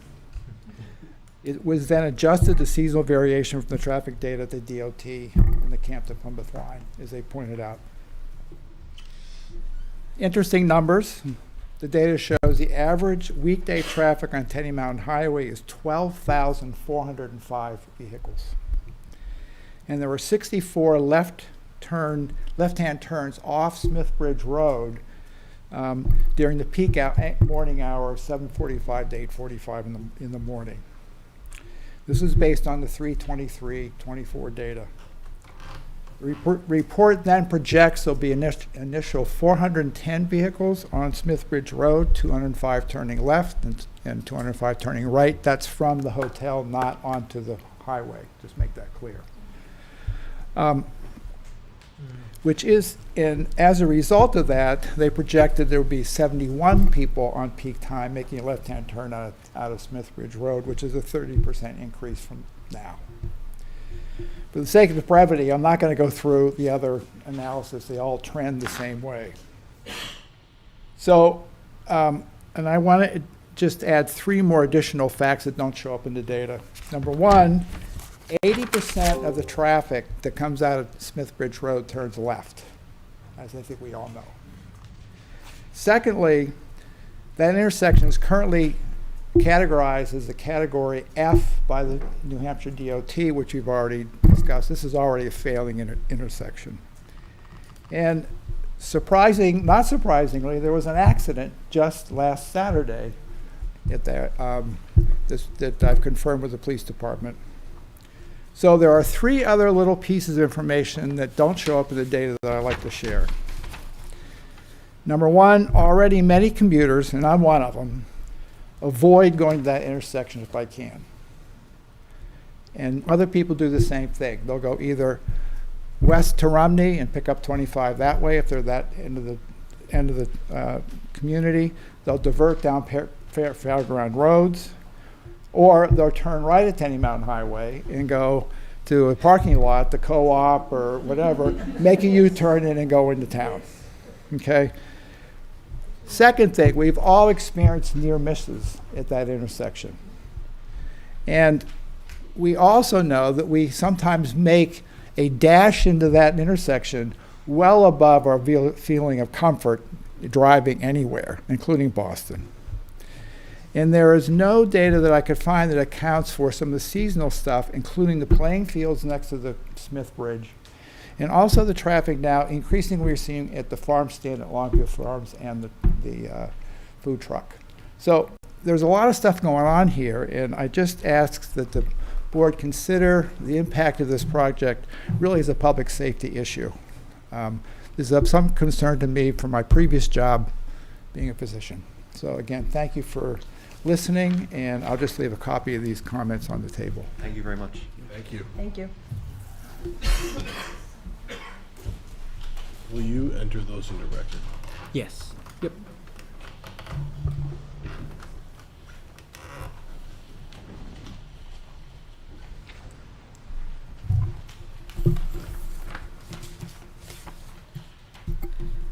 Just before I get started, I want to give you some copies. Thank you. Good evening, Planning Board members. Danielle Sargent, a butter at 30 Smith Bridge Road. In the last week, I have launched a public awareness effort, including flyers, a petition, an online presence with protectsmithbridgeroad.com, an active Facebook page to bring attention to this proposal. In that short window of time, a week, we have gathered close to 1,000 signatures of those who stand in opposition to this development. The website has ranked up over 3,000 site visits with an average time on the site of 5 minutes. It's clear that the public is engaged and interested in this proposal and its potential impacts on our community. And I am not against growth for the town of Plymouth, but this board can and should shape how that looks. Projects of this scale belong in the commercial industrial zone. The agricultural zone cannot be a free-for-all where a developer can come in and from a high level redefine our town, as this project certainly will. Tenny Mountain Highway and Smithbridge Road are not the same. We know the intersection cannot support an increase in traffic. The proposed driveway on Smithbridge Road will allow not only hotel access, but access to the future development of the parcel. From a traffic flow perspective, this is essentially creating a Tenny Mountain bypass, where Smithbridge Road to Fairgrounds Road to 3 to 93, or Smithbridge to Quincy and out to Rumney.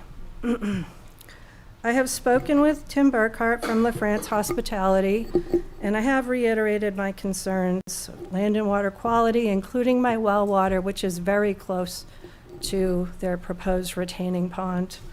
An increased risk of flooding, the damage to the habitat, and other environmental implications, noise and light pollution, as well as privacy, safety, and the devaluing of my property. I understand that there were 2 more appropriate locations considered with existing infrastructure and traffic control to support this development. I request that the applicant revisit those locations and do the right thing for the residents of this community who know without a doubt that the intersection cannot handle any additional load. Our rural secondary roads should not become a backdoor to this development. I ask that you deny the proposal at this time, or the application at this time, and I thank you for your consideration. Thank you very much. Thank you. Much appreciated. Joseph, if we can get a copy of that at some point as well. We have that one copy, but. Yes, yep. If board members receive a copy of any correspondence, please do save that at the end of the table once everybody's had a chance to review it, because it does become a part of the public record of the meeting as soon as it's handed to the board. So yeah, take your time, please review them, but when you're done, please leave them in a place where I can make a copy of it and file it for the record. And it hasn't gone this way yet. And I was also just thinking it would be good for the board to all have members copies of that. Sure. Molly McCann, as a kind of follow-up question, I have many thoughts. I completely agree with what the following speaker just said. And my main question, and I apologize if this is redundant or has been gone over at some point, but how is it that the proposed hotel can even be in the agricultural zone? That's my question. Thank you.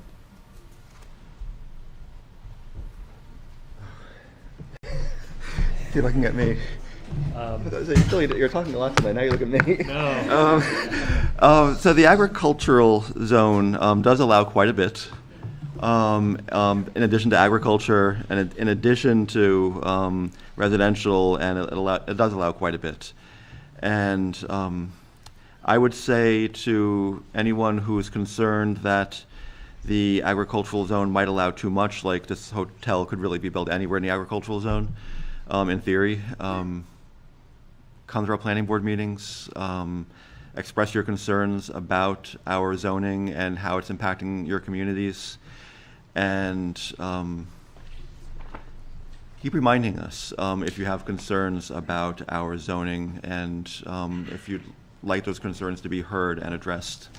And whether that be, thinking about zoning in the agricultural zone or how we delineate zones. The board, responds to the community, and it can respond to the master plan, and some of these things are addressed in the master plan, but the master plan also doesn't really have teeth in terms of the law, the way our zoning ordinance does. And so I would just say, make your voice heard, and yeah. So once again, for the record, Molly McCann, I'd like to express some concern about what is allowed in the agricultural zone in our zoning ordinances. Thank you. Do you have a comment, Matt, or response? I think the 30,000-foot view is what isn't allowed in the ag zone is more of the question. There's there's very little regulation in the, I shouldn't say very little, I don't want to overspeak, please correct me stop me if I do. There's a lot of leniency in the ag zone and it's derived from a lot of history, but I would ask yourself what isn't allowed in the ag zone, and you'd come up with a better list. John, there's along Tenny Mountain Highway, there's already an existing hotel, there's a McDonald's, there's a bank. And it's basically centered around the commercial road of Tenny Mountain Highway. I guess the concern is it's in the ag zone. Yeah, as opposed to the industrial commercial. And so for sort of a reference, section 304 of the zoning ordinance is what lists permitted uses. You'll find the table of uses in there. That is a chart that says, here is a list of uses, here's your list of zones, what is permitted in each zone. That's just for the public's information. That's how that functions in the zoning. 304? Correct. It recently changed as well. Correct. There were several updates to the zoning ordinance that were approved at town meeting this year, so it's, make sure you get the new one. And if you get the digital one, Control F, you can find anything nice and fast. Yes. So, Kathy Kelsey, so I wasn't actually going to speak to this tonight but since it was brought up, the whole zoning thing, I will. So Fred and I did a lot of studying, and I became aware of things that I wasn't aware of before in looking at the master plan and the zoning ordinance. And what struck me is that they seem to be 180 from each other. The master plan says keep the rural characteristics of the town, the scenic kinds of things. It's all that kind of beautiful talk. And then you look at zoning, which is, by the way, 85% of Plymouth proper is in the ag zone. A friend of mine calls it the anything goes zone because what's permitted is gas stations, retail, hotels, and even, should I say this online, sexually oriented businesses by special exemption if they're 1,000 feet away from a school. So there really isn't any regulation on the ag zone at all. And I do appreciate the sentiment that we want control in the rural areas of what happens to our own land. I appreciate that. But what I would hope would be that there would be some kind of coming together to honor that at the same time as preventing this kind of growth. And I don't know if you saw the latest U.S. News and World Report on the best states in the nation. New Hampshire is number 2, which I don't know if that's good news for us, because what that means is people are going to migrate here, and we'll see more and more development.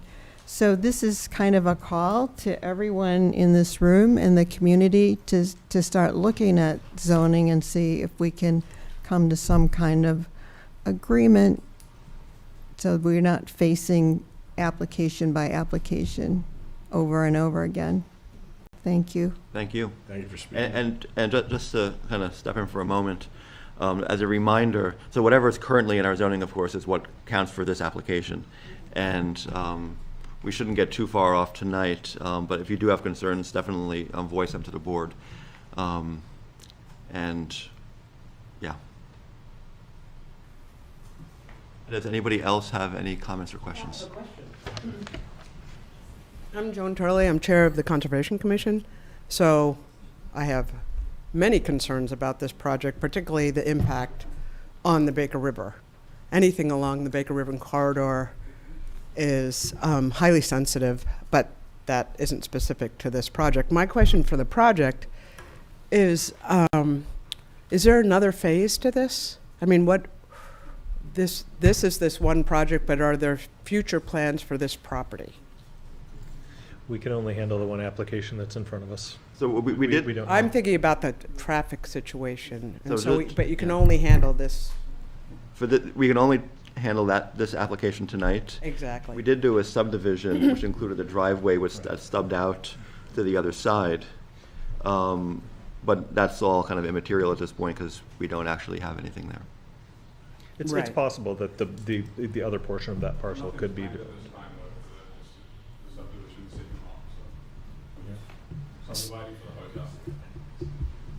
But, I mean, big picture, it could be sold tomorrow and another developer could propose something, but it's, I don't think it's fair of us to ask the current owner of, or the applicant here. To speak for another. They can't, they don't know. Right, so there's no proposed second phase. Not that we're So aware of. my other question is, what is the parking lot's an impervious surface, which has a huge impact on the Baker, even if you do have stormwater controls. Have you looked at other options? Do you have just straight asphalt? Is it totally impervious surface? Have you considered non-impervious surface for that parking lot? You need to go through the chair. Yes. Oh, Yeah, sorry. Have non-impervious surface been considered for that parking lot? Not that I am aware of. And if the applicant would like to speak to that at all, feel free to do so. So I will say that our site plan regulations don't require that. If they wanted to propose it, they could. And currently, the stormwater runoff plan looks like it accounts for everything it needs to account for in terms of our regulations, Yeah. Right. with a few modifications that came from the engineer. Okay. So we're stuck with the regulations. Rather. Yeah. I kind of knew that, but I just wanted to air my ideas about looking further to. There are many, many different types of non-impervious surfaces. And it should also be noted that there are certain more pervious surfaces that are still legally considered non-impervious surfaces, like packed gravel and stuff like that. Yeah, packed gravel is still an impervious surface. Exactly. Yeah. and probably has a lot more runoff than asphalt. Okay, thank you. Thank you. Hi, my name is Claire McCann. I think all I'd like to say is kind of to your point, John, that you mentioned earlier about thinking about the general future of the place that we call Plymouth, the place where a lot of us have spent a lot of our lives. And I have had the great fortune of living in a number of other places in the last 15 years. And one of those places was Bozeman, Montana, where these hotels started popping up in a really rural community. And even in the 5 years that I lived there, that town changed dramatically with unregulated growth. And I think it's happened in Jackson Hole. I think it's happened in places in Massachusetts. It's happened in a lot of places. And like a number of people said, growth is not bad, but what is the quality of the growth? What constitutes a healthy economic development? And when you're talking about having seen communities all over the Western United States with seemingly endless space really just be taken over by box stores, it's not even about necessarily maintaining any quality of what we consider rurality. I think it's a quality of life. It's a public health issue. It's seeing what actual holistic planning of quality of residents and visitors looks like. What does tourism actually look like here? Because I think even if you put a traffic circle at that intersection, honestly, it would barely contain what currently passes through there. It would make that just what is currently happening better. And so I see so many other places where this could have gone up. There's that lot that was a McDonald's that's been empty for years. There are already places that could be developed for this that are not that space. Why don't we have a pathway along the river for biking, for walkways? Why don't we think about what this town could actually look like if we invested in ecological public health measures? And I would really ask you to consider thinking about that in the really long term, like you were saying. And I guess my other question is there any reality to this not happening? I would probably be amiss if I gave an answer to that. I mean, in the end, it comes down to, does it meet our regulations and state regulations and all of that? And our opinions about it, pro or con, are less important than meeting our regulations. where your opinions do matter is in shaping those regulations going forward. But really it comes down to our regulations right now and whether or not we meet them, and what the potential impacts are, and yeah. Yes. My name is Ellen Ty. I'm actually a Campton resident, but I would like permission to speak, if that's all right. Yes. Okay. I've worked at Plymouth Animal Hospital for 30 years, and 24 of those years have been at the Smith Bridge location. And because I live in Campton, I take 93 home. So I've been turning left like about 6,000 times over the, like literally I've done the math. So, yeah, so yes, it's a horrible intersection, and our clients at the animal hospital are local people, and they know how to get around. And so if that intersection, that's already a problem, we have 5 doctors, 5 days a week, 15-minute appointments.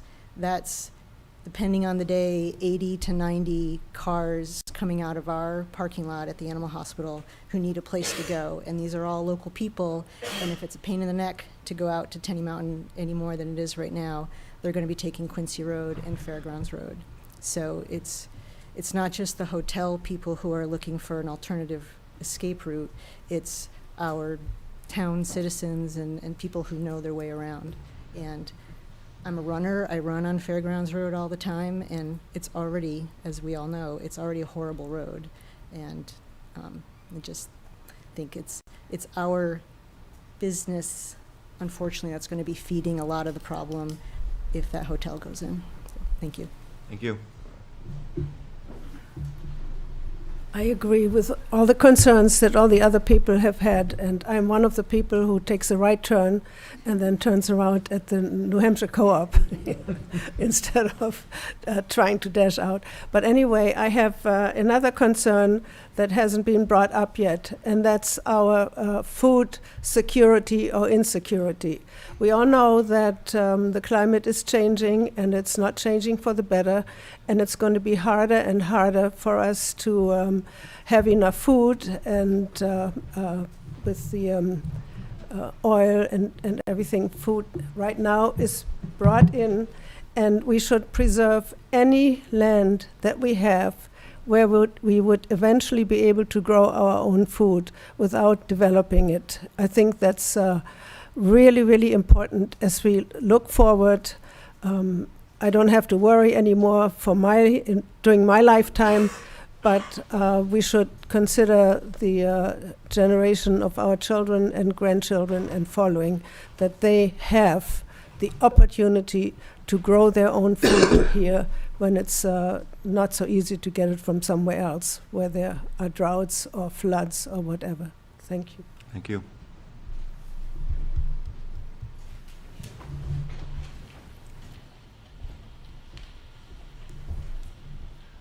Chris Woods again.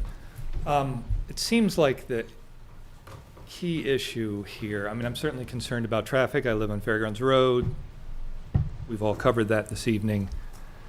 But, I mean, I think putting the planning in the planning board is looking at the long-term use of the property and its impact on the community.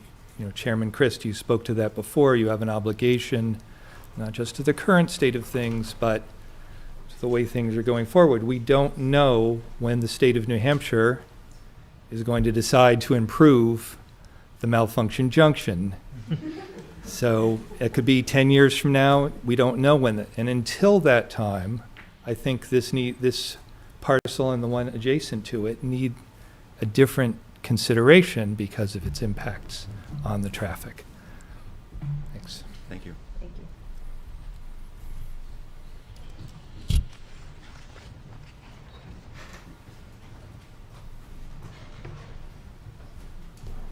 Hi, I'm Candace Betts. I'm a resident here. It's kind of a weird question, I guess, but the long-term stay at the hotel is, how many rooms is that? What is the consideration? I work at the elementary school, so I am thinking on the enrollment, those services we provide, how many additional families may be staying there for multiple years, just a year, just because, you know, I work at the school.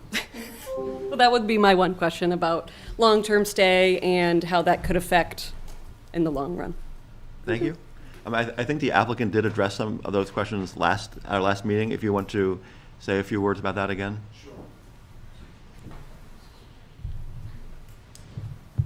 Tim Burkhart from La France. I guess I'd answer that question by our guesstimate at this point to address the question of extended stay is somewhere in the neighborhood of 20 to 30. I mean, it's largely a transient-oriented hotel for leisure travelers coming into the area, but we do expect some degree of extended stay within the hotel. So 20 to 30% at times through the year on 93 rooms.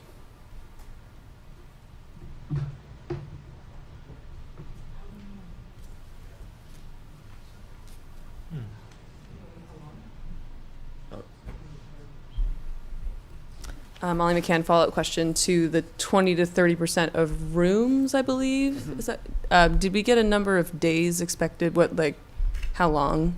So, I mean, if the applicant would like to speak to that again, I mean, I believe last time we heard a certain number of typical days at these properties. Yeah, yeah.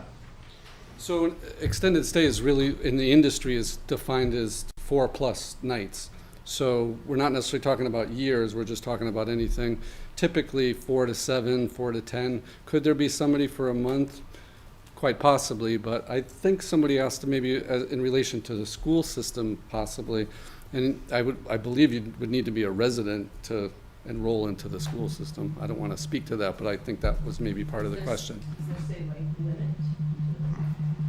A limit? We could potentially control that. We don't have one set. There's no industry standard in that regard. I have one question for the applicant before he walks away. Yeah, When you reference do you mind? When you reference the 20 or 30% of those rooms, of the 93 rooms, it sounded like you were talking to like significantly longer stays. Is that accurate, or what? No, I'm just saying 20 to 30% of the 93 rooms could be 4 or more nights per stay. Okay, thank you for that clarification. I think that's what appreciate it. So you'd imagine the rest of them would be more typical short-term hotel stays? One or 2 nights, yes. Okay. Thank you.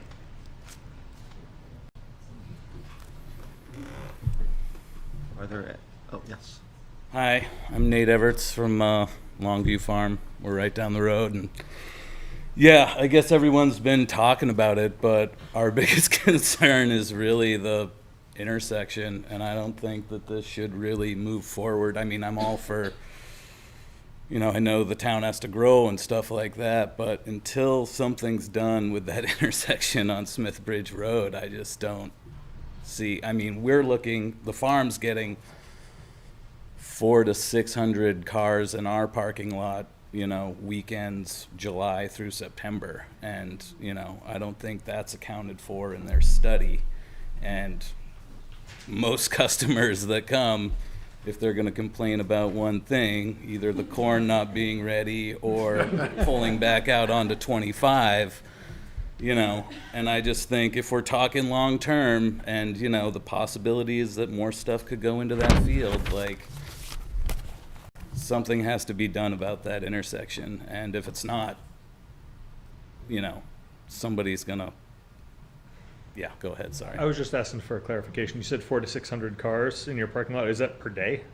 Well, that's how many transactions we're doing in a day. So that's a rough estimate. That's throughout the summer or just weekends? That's mostly Friday through Sunday. Okay. But weekdays we're doing at least 3 to 4 midsummer. And that's not including the food truck, which is separate business, and they're doing a considerable amount. Is he still there this summer? Different guys, but good food. Okay. I heard that guy was moving on. Yeah, but yeah, so that's just my 2 cents. I mean, I think if that intersection can't take more traffic, and I know people talk about how, the DOT is going to do something about it, but I feel like I've heard that for the last 10 or 15 years. Yeah. They're talking about 2032.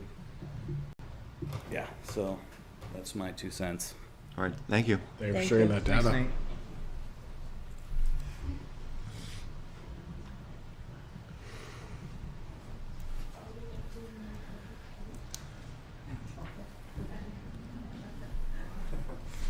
Hi, my name is Dave Cody. I own the Plymouth Animal Hospital. I've been a resident here in Plymouth for 66 years, my entire life. And I also have my residence on Fairgrounds Road, so I get a double whammy. And the biggest issue, obviously, is the intersection, I think, and that's wherein lies a lot of issues. And the studies that have been done, albeit look well, but they miss a lot of things. First of all, they may have included the 30% increase due to where it was done and the time of year it was done, but you don't live here. They don't live here, they don't travel this road, and they don't understand at all that there's 400 cars on 3 days a week and 300 the other days of the week going just up to Longview Farm. And they don't understand that that every night, almost every single night from about a month ago till the middle of December, there's anywhere between 40 and 100 cars every night drive to the football fields, the soccer fields, the lacrosse fields every night. That's not included in the study and increase the 40% by that 40%.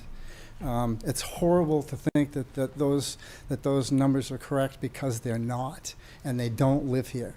And that's, I go into some other things too, but we don't have time, I don't think.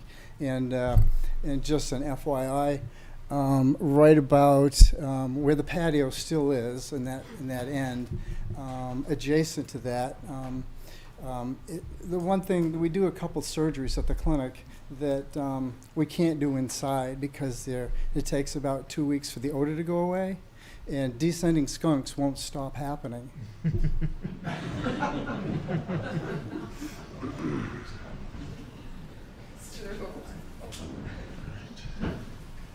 Are there any more comments or questions face to face here? If anyone is on Zoom and would like to speak, you can unmute yourself and speak. And if you're face to face, we'll also get back to you in a moment. Is there anyone on Zoom who would like to unmute and speak? No? Or against? Okay. Yeah, or ask questions, yeah.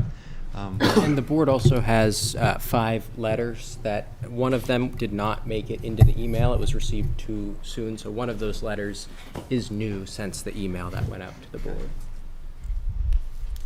My name is Angela Ricciardi. I'm a resident of Plymouth, and I just want to point out something that hasn't been mentioned. Here and here are exits from the parking lot, and I know David said nothing is planned at this time for that land, but clearly something is planned. And I just want to point that out to the board to keep that in mind, that all that land could be developed in a very short period of time. Thank you. And we do understand, and then unfortunately we, legally, we can't really speculate on future development, even though there are some stubs out there, yes. Yes. I would just, okay, again, I want to say I'm speaking as a private citizen of the area. I live in Campton, though, not Plymouth. But I did previously live in Plymouth. I moved here in 2018 from South Florida. And I mention that because that's an area which experienced an explosion of development, including a lot of hotels, short-term rentals, and things like that, which tends to draw transient populations. So I think the reason why you hear residents who are speaking, most of them are, opposed or have concerns about this plan. The reason why is because they're considering quality of life and how the quality of life of the community is going to be affected. The concerns of the developers are primarily financial, and it's their short-term gain. But we are thinking how the town and the community is going to be impacted long-term. And I think you can look further south to areas which have allowed development to kind of go unchecked or, not very thoughtfully. And you can kind of see how somebody mentioned the feel of a community, the aesthetics of a community, and quality of life. I think you can kind of judge how that tends to go. And the economic boon, it tends to be more for, in the short term, for the developers, not so much for the town. The other thing I want to say is, I did have a question, which is, are the hotels and Airbnbs in the area, are they not presently adequate for the traffic that we're getting? Tourism traffic? Yeah, I could speculate about that. I'm not sure it would be a good thing for me to do necessarily as a member of the board. And ultimately, it's really up to a developer to decide whether they think there's room in that economy to grow. Not really up to the board to make that decision as long as they fit our regulations. Now, what our regulations should look like, we talked about already, and whether they should or shouldn't be different. But in terms of what we have now, we have to apply what we have now. And it's not necessarily our job to do a market analysis and determine that. But isn't it the case that the people who presently have operate Airbnbs or operate hotels, like for example the Federal Inn on 25, operations like that have been longstanding. I mean, they're going to potentially be impacted by this, no? Maybe it is possible. They could be, but yeah, the economic impact to other businesses is well beyond the scope of planning. Okay, thank you.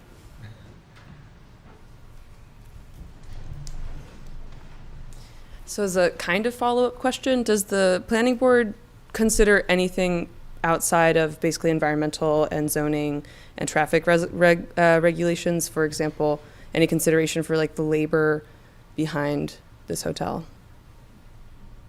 Not specifically that I can think of. Okay, thank you. That's all I need. We are empowered by the zoning ordinance and state regulation and federal regulations. And yeah, but I mean the kind of the rules that have been laid out for business development are in the site plan regulations.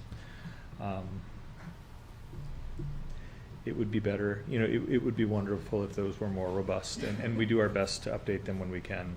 And there needs to be consensus for that to happen, Yes. and not just, We have talked about, just this past year, we did a bunch of work on zoning and with the assistance of a professional planner consultant. Several years ago, there was some effort to work on zoning, including this area. I would say that there was a proposal that we were debating about extending the industrial commercial zone to the north side of Tenny Mountain Highway and to the east. So had that been put to the voters and approved, it's possible this could be in the industrial commercial zone now, but that didn't go forward at that time. It was part of a suite of other changes that didn't go forward. Just to clarify, in that case, either way, the hotel would have been okay, Yeah. unless the ag zone Right. was changed. Yeah, the whole, that. So either way, the hotel still could have gone there. If it met all of our other regulations and state regulations and so forth. Yeah. Hello. My name is Diane Tiffany. I've lived in Plymouth since 1972. I own a home on Steel Drive for the last 20 years. I'm trying to understand if Route 25 is a state highway. When we got the Walmart, we got an overhead traffic light. When we got the Market Basket in the back of New Hampshire, we got another overhead traffic light. When the Boulder Point was developed, there was another traffic light. Why is Smith Bridge any different from those? I believe that having that, the traffic lights at those three major developments on Tenny Mountain Highway were part of the plan. And I'm just wondering, why is Smith Bridge Road any different?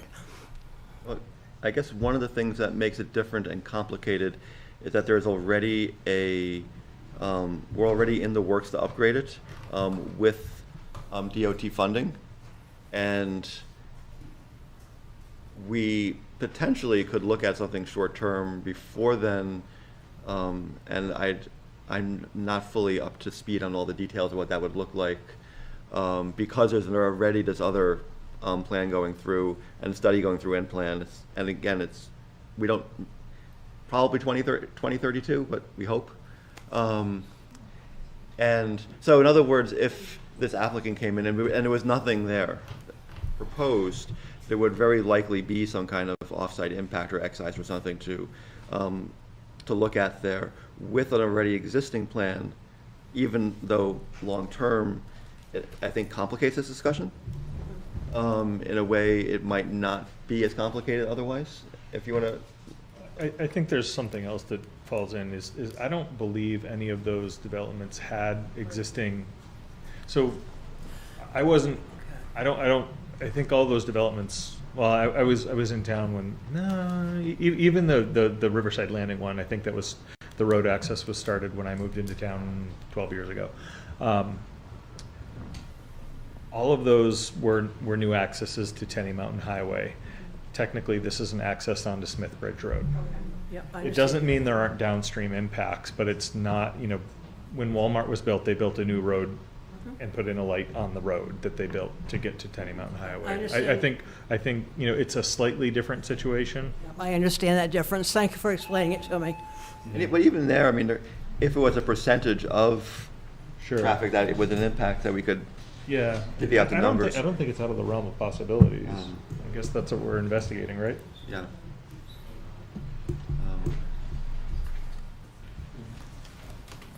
Dennis Winders, did I hear that there were other sites that were considered for development, and why are those not on the table anymore? I would ask the developer if they wanted to address that question. It's not for so we don't get in they don't give us an option of we could put a hotel in these 3 places. They brought us an application for this one. This is all we can handle.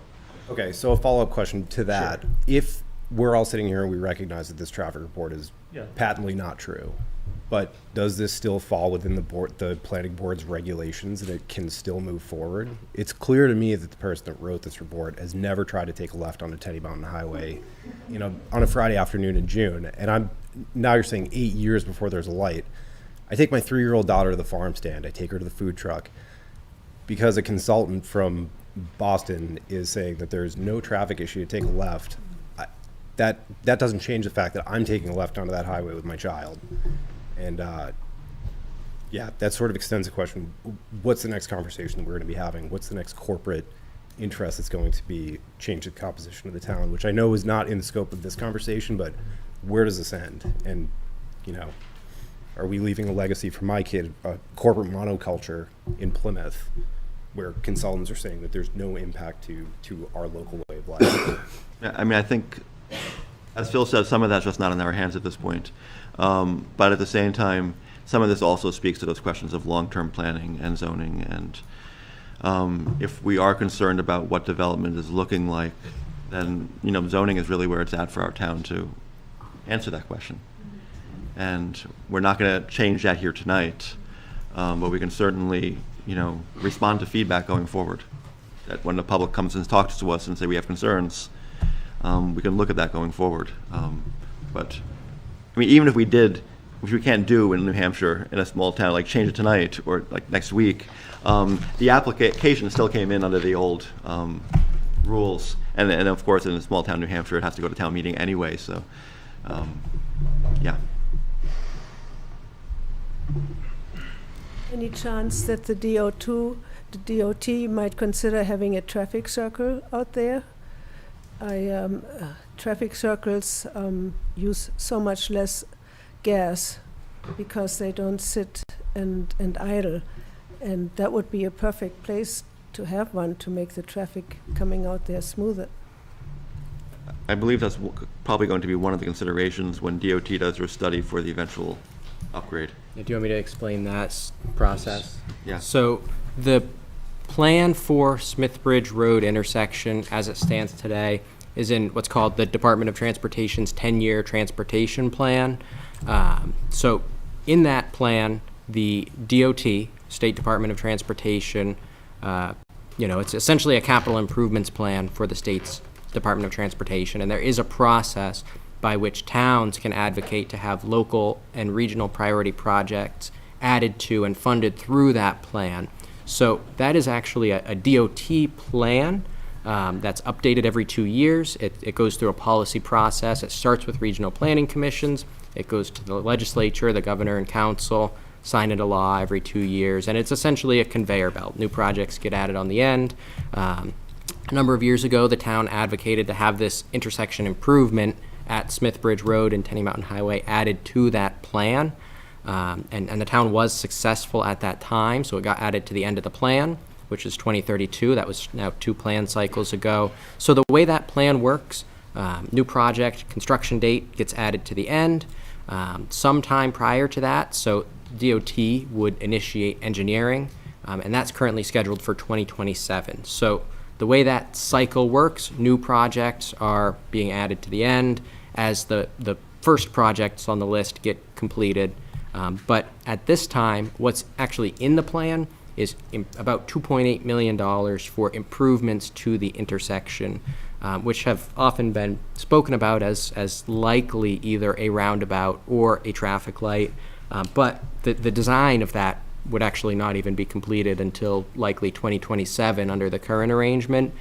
So at that time, Department of Transportation would do an engineering analysis of what improvement would make the most sense. So it could be a traffic circle, and I think a lot of folks in town think about it as a traffic circle. There were some studies done in 2003 and 2004 that called for the use of traffic circles along Tenny Mountain Highway, but that project has not been engineered yet and is not scheduled to be until 2027 under the current plan that has most recently been adopted.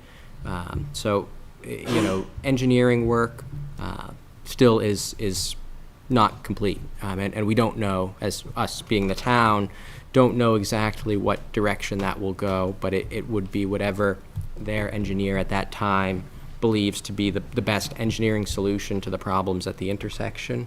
And then that would then go forward if all goes as planned and continue to cycle through until 2032 when, under the current conditions and what's currently signed into law, the project would be completed. So that's some background about when we talk about the projects that are planned out there. That's kind of what that is, and that's what folks are referring to when they talk about DOT's plan to update it, which is through the 10-year transportation plan process, which is it's a capital improvements plan updated every 2 years, goes through the legislature, governor, and council, and then is ultimately signed into law and becomes, gets enacted that way. So I just want to pull this back to the board for a second and start to assess where we are going to go with this.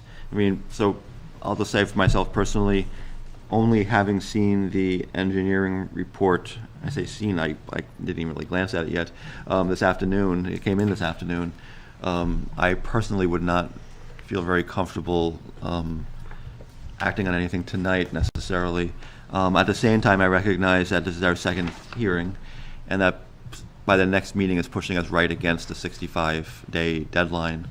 So if we did continue this, I mean, I'm just conjecturally here, I think we should be very clear about what would tie this all up one way or another by our next business meeting.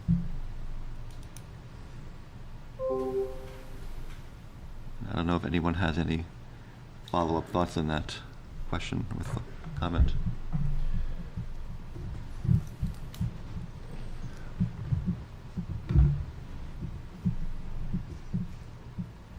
Obviously addressing the engineers' concerns. So I do have, I think like many of the concerns shared by the public, I question some of the assumptions. I question somewhat of the counts in the traffic study. My perception is that March is a pretty quiet time of year. I've certainly seen the impact of youth athletic events that Dr. Cody is so gracious to host. Thank you for your ability for the community to use those fields. There's a lot of impact there, and I think if the traffic study is based on 205 cars turning left out of the hotel and 205 turning right out of the hotel, I'm curious where those 205 cars turning right out of the hotel are going. I would say that, that assumption, I would say, maybe I'm mischaracterizing, but am I correct in my understanding that half the traffic? No, please correct me then. Sorry, and I apologize. No. So the number that you're speaking of, is that the daily number? I think I'm not, I believe Yeah, that there was a quote that there would be, 400 daily trips a day? 400 daily Yeah, trips? there's been a lot of mischaracterizations as it relates to the traffic study, so I'd be happy to answer any questions that the board may have to try to reconcile this. I heard everything that the audience had said tonight, and I hope they do have the opportunity to read the traffic study to understand exactly what we've said as a part of our analysis. But getting back to your question, the hotel itself, we'll say the operational day of the hotel, or 24 hours, if that's easier, it's going to have 205 vehicles entering and 205 vehicles exiting over the 24-hour period. Thank you. What we've said in our analysis is that based on looking at the distribution of traffic as it relates to the project, 5% of those trips will be, if you're looking at exiting traffic, 5% turn right coming out of the driveway.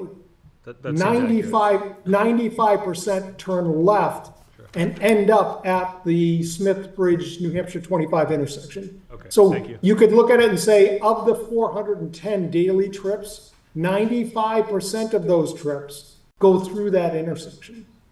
Most of them making a left-hand turn to head toward 93, or making a right-hand turn coming from 93 to go into the site. Yeah. That seems accurate. And Thank you for the I recall clarification. last time, yeah. And if I may too, based on my understanding of local traffic patterns, that's what I would expect. if I may add to that, Mr. Chairman, at our last meeting, you did request outside peer review that it be sent to your town engineer. We paid for that review. He's made his comments. I'm not sure. I know it may or may not be the board's expertise, but you did defer to your town engineer for a review of the traffic report. Obviously, it's also submitted to DOT and has to meet their standards as well, but as far as the town's concerned, you sent it out for review, and your engineer performed that review, and we paid for it. Are you anticipating feedback from DOT on that report, on that independent review? I'll let Mr. Dirk answer that. Yes, Mr. Chairman. We submitted to the New Hampshire Department of Transportation District 2 on April 19th, and they acknowledged receipt of the application. It's not going to be sent to Concord for review. The scope of the project in terms of its size and study area is something that the District 2 office has said that they can handle in-house. We do expect to receive comments probably within the next couple of weeks. They've had it for just close to a month. And again, it's not a complicated project, and we did have a scoping meeting with them. So they understand the project, they understand what the transportation assessment includes. So we do expect to receive comments certainly before your next hearing. I would be comfortable continuing the meeting and at our next hearing, and if anything, the feedback from DOT. Yeah. So we want to hear a response to whoever the feedback from DOT is. I imagine most of the response from our engineering side is going to be fairly straightforward, and certainly in terms of the drainage issues and runoff, all that. And I feel fairly confident with the applicant's response to issues 1 through 6. I feel like those can and will be addressed, and I appreciate your willingness to address those on such short notice. And Joseph? So there have been a lot of concerns about the traffic volume and that intersection, obviously. More than the volume in general, like on Tenny Mountain Highway, that intersection. Is there any, not engineering advice, but maybe legal advice or others about how to address these concerns adequately? Sure. So as far as addressing the concerns of the town engineer? I mean, obviously, like a typical off-site impact exercise would be like, it's complicated in this case. Yes. but we also have heard a lot of concerns. And I'm just wondering what other potential input we can get on these sorts of issues. Neil? I think that it would be reasonable to request a timely traffic count during a period of time when it's not mud season or the slowest time of year in Plymouth. We've only got a month till our next hearing. And so, as far to maybe answer some of your questions, John, the town's engineer did say in his report that trip generation, distribution, and traffic analysis appear to be in accordance with accepted practices and reflect existing and proposed conditions. However, he does state that there are some impacts being proposed that are not proposed to be mitigated. And that's the part that I have the question about. Right, and so he puts forward that the planning board may want to consider what responsibility the developer has towards the intersection improvements, if any, understanding that the intersection and both roadways are under NHDOT jurisdiction. So, it is ultimately a DOT roadway, but the board has, jurisdiction under the site plan regulations to look at traffic impacts to the surrounding area. So I think, the board would, the board would need to look sort of through the lens of proportionality if anything like that were to be pursued, and what's reasonable given what's been put forward here, and the response from the town's engineer. If there are, what are the unmitigated impacts of the project, and looking at those sort of specifically, and if there's anything that the board wants to see done. Well, I guess that was my question about guidance, because the intersection is already failing.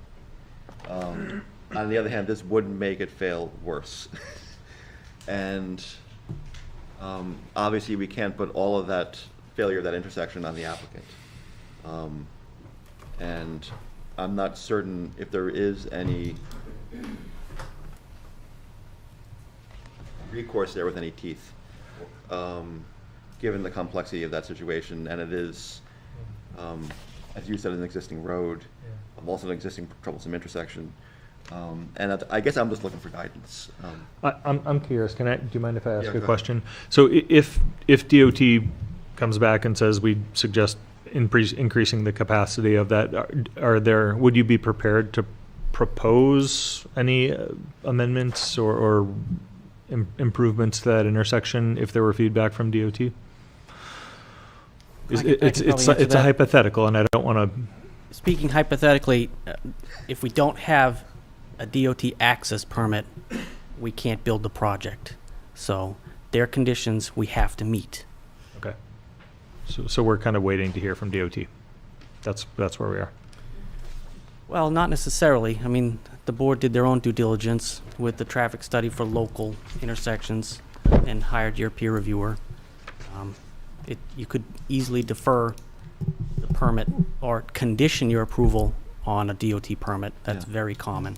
We do anyway, typically. Yeah, that's what we typically do. Yeah. Okay, so it sounds like we're waiting for some more. I think the board needs time to look at the paper we got today. Mm-hmm. Probably you need a little bit more time to look at that and respond to it, and see what happens with DOT. And anything else we would be looking for before next meeting? I'd like to. Oh, we see do have some a actually. current, Oh yeah, go ahead. I'd like to see some current statistics on the traffic. Including bicycles and pedestrians, because in March of '24, they found that New Hampshire Route 25 generally provides sufficient room to accommodate bicycles in a shared travel condition. Someone who rides there often. What's I'm sorry? It's hit and, I said as someone who rides there often, it's very much hit and miss depending on where you are along the road. Yeah, exactly. Depending on where you're on the road, there's not a lot of shoulder over the fog line, and I'm sure there's not a lot of bikes and pedestrians out in March. But maybe there's sufficient room if you're going into the middle lane. But I read this sentence over and over again. New Hampshire 25 generally provides sufficient width to accommodate bicycle travel in a shared traveled way condition. That's a fallacy. That is not accurate. That is, I just cannot stop reading that sentence. That's not accurate whatsoever, no matter what study you're putting together. Well, and as a side note, I was traveling down that road the other day at 11:30 in the afternoon, and there was a wheelchair in the suicide lane, going just as tight as he could go, trying to pull off. So there's anything there. It's not just bikes and pedestrians. We have a lot of issues. So to understand where Yes. where you're going with this, you have concerns with the study itself. I mean, because the bicycles and the wheelchair, that sounds it was there. troubling. That's not really necessarily the hotel's issue. It's not. But you're more concerned with the quality of the study? Or, I'm just asking where this is going. Sure. So overall, I have public safety concerns with the increased traffic from at Teddymount Highway and Smith Ridge Road there. That's my overall concern. And as I read some of the sentences of this, I know that this was done with the utmost integrity to the highest standards that is set by, the governing boards that regulate these studies. And I know that was all done. And I know it was all there. And I know it's all above board on paper. But when when I see the practicality of it, I really struggle with it. I'm not questioning the validity of this work that was done. I'm sure it was done to the standards that are required by the boards that they need to. But in practicality, the gentleman, Nate, that has the farm out there, where he's, does 600 transactions, 1,800 transactions Friday through Sunday, and then 400 transactions Monday through Thursday per day.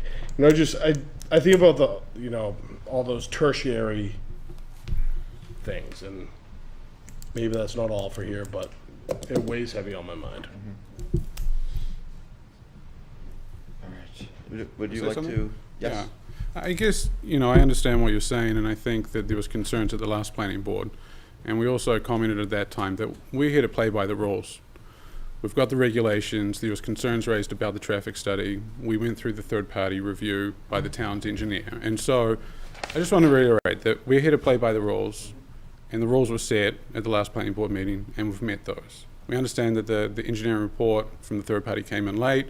We've taken time to assess it. We're comfortable with items 1 through 6, and we defer to NHDOT because it is a state-governed road. And so I just want to remind the board that we're not here to fight what the ordinance is saying and what you've asked it to do, but I also don't want to see shifting goalposts from meeting to meeting, because at that point, how long do we keep chasing this? We understand that there's some problems with the intersection, but that's a DOT road, and we can only do what we're required to do by the DOT and under the current zoning ordinances.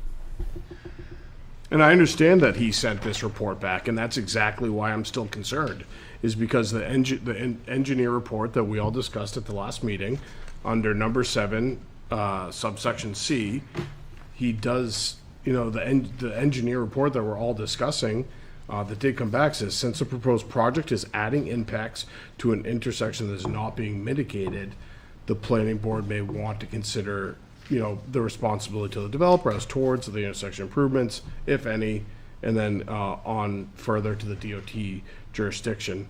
So I really appreciate that he did this report, and it just gives me question. And I think sincerely, we're not trying to move the goalpost. There's a lot of public safety concern with that intersection and potentially add traffic, and how that does or does not affect your project. Or how your project does or does not affect that may or may not be for here, but it's certainly, when we hear from the public that there's, a third of the town's population concerned about, or 1,000 signatures concerned about this, and, people showing up, it just, we have to pay light to that. And just as for my part, I am trying to move the timeline back a little bit, only because I can't in good conscience approve this, not even having read anything but the summary of the report, and I would like to see more. And we just got this today, and and that's on the town. I understand that it wasn't in earlier, but I haven't closed the public hearing. Frank? I think what we have is a situation here that people understand when you're trying to solve a problem. You have three words: concept, technology, and political will. The concept of doing traffic flow was established in this intersection in the 1980s. The technology is very simple. They're called traffic control lights. It's the political will. So what we need is this group to contact the politicians that represent us in Concord to motivate the Department of Transportation to mitigate this issue sooner than 2032. Okay? We need to have the call it in and say, listen, the legislative body sets the tempo for expenditures of fund and the priorities to solve the issues of the citizens. So we've already got the concept, the technology's here, it's the political will to effect the change necessary that they did with other intersections on that road. And it's up to us. Thank you, Frank. Thank you, Frank. I will remind everyone to address the board in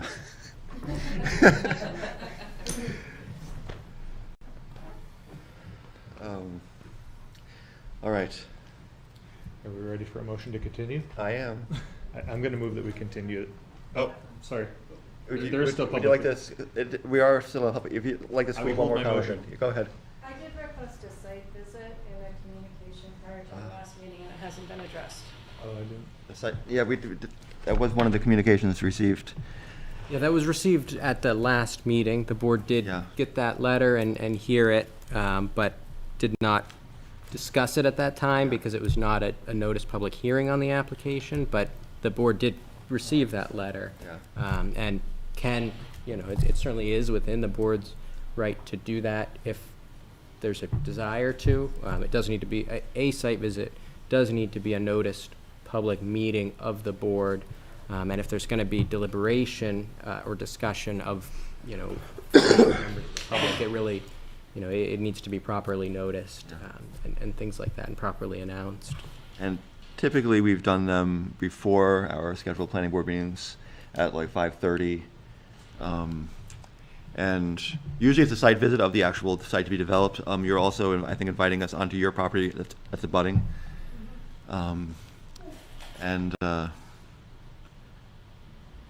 Yeah, I guess I'll just leave that up to the other board members. Me personally, I feel I know the site pretty well, and I don't know how that's going to change my view. I understand thinking of views, right? Part of what you want us to see, I think, is your view from your property of what this the impact would be visually.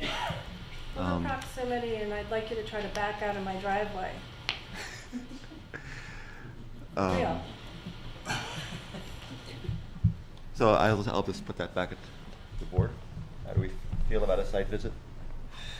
I agree. I'd like to see one. I would. Okay.